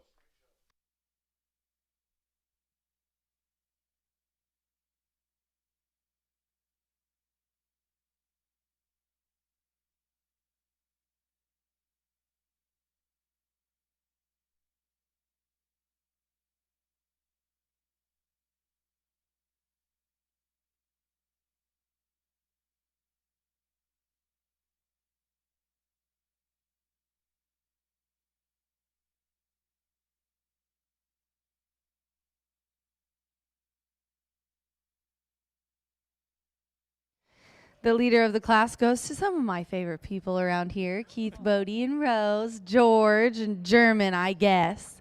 He just has a pretty wife. That's all I care about. You got first and third in this one. The leader of the class goes to winner takes all. You're 32-1. And I should have known when you gave them out to the other one that this was going to be the live one. Walk us through the trip.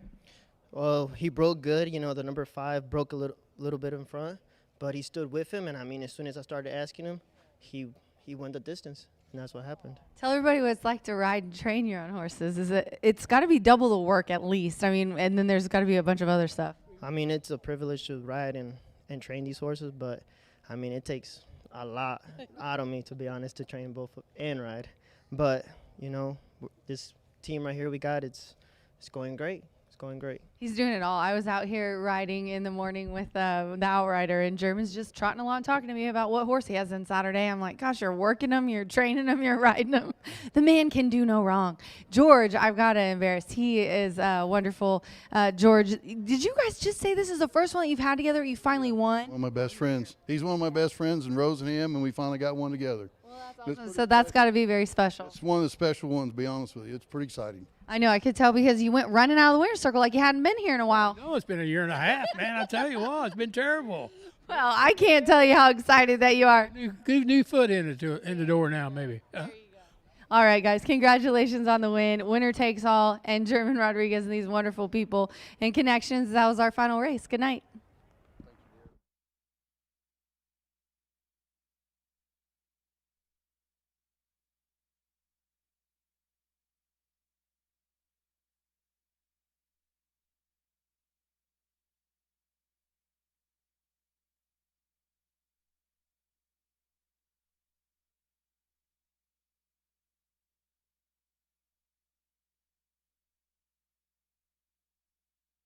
Gate, they've settled, ready. Off from the leader of the class, Alf Uterni. Fast start for Lead Me to the Beach with HF. He's a brick house. 220 yards to come. Nearest the inside is Winner Takes All. Here comes a charge from Lil Zoom Zoom on the outside. Just a Bomb Diggity. They're near home. Lead Me to the Beach. Winner Takes All toward the inside. Winner Takes All. Winner Takes All. Then Lead Me to the Beach. And the leader of the class, Alf Uterni. Just a Bomb Diggity. Gate, they've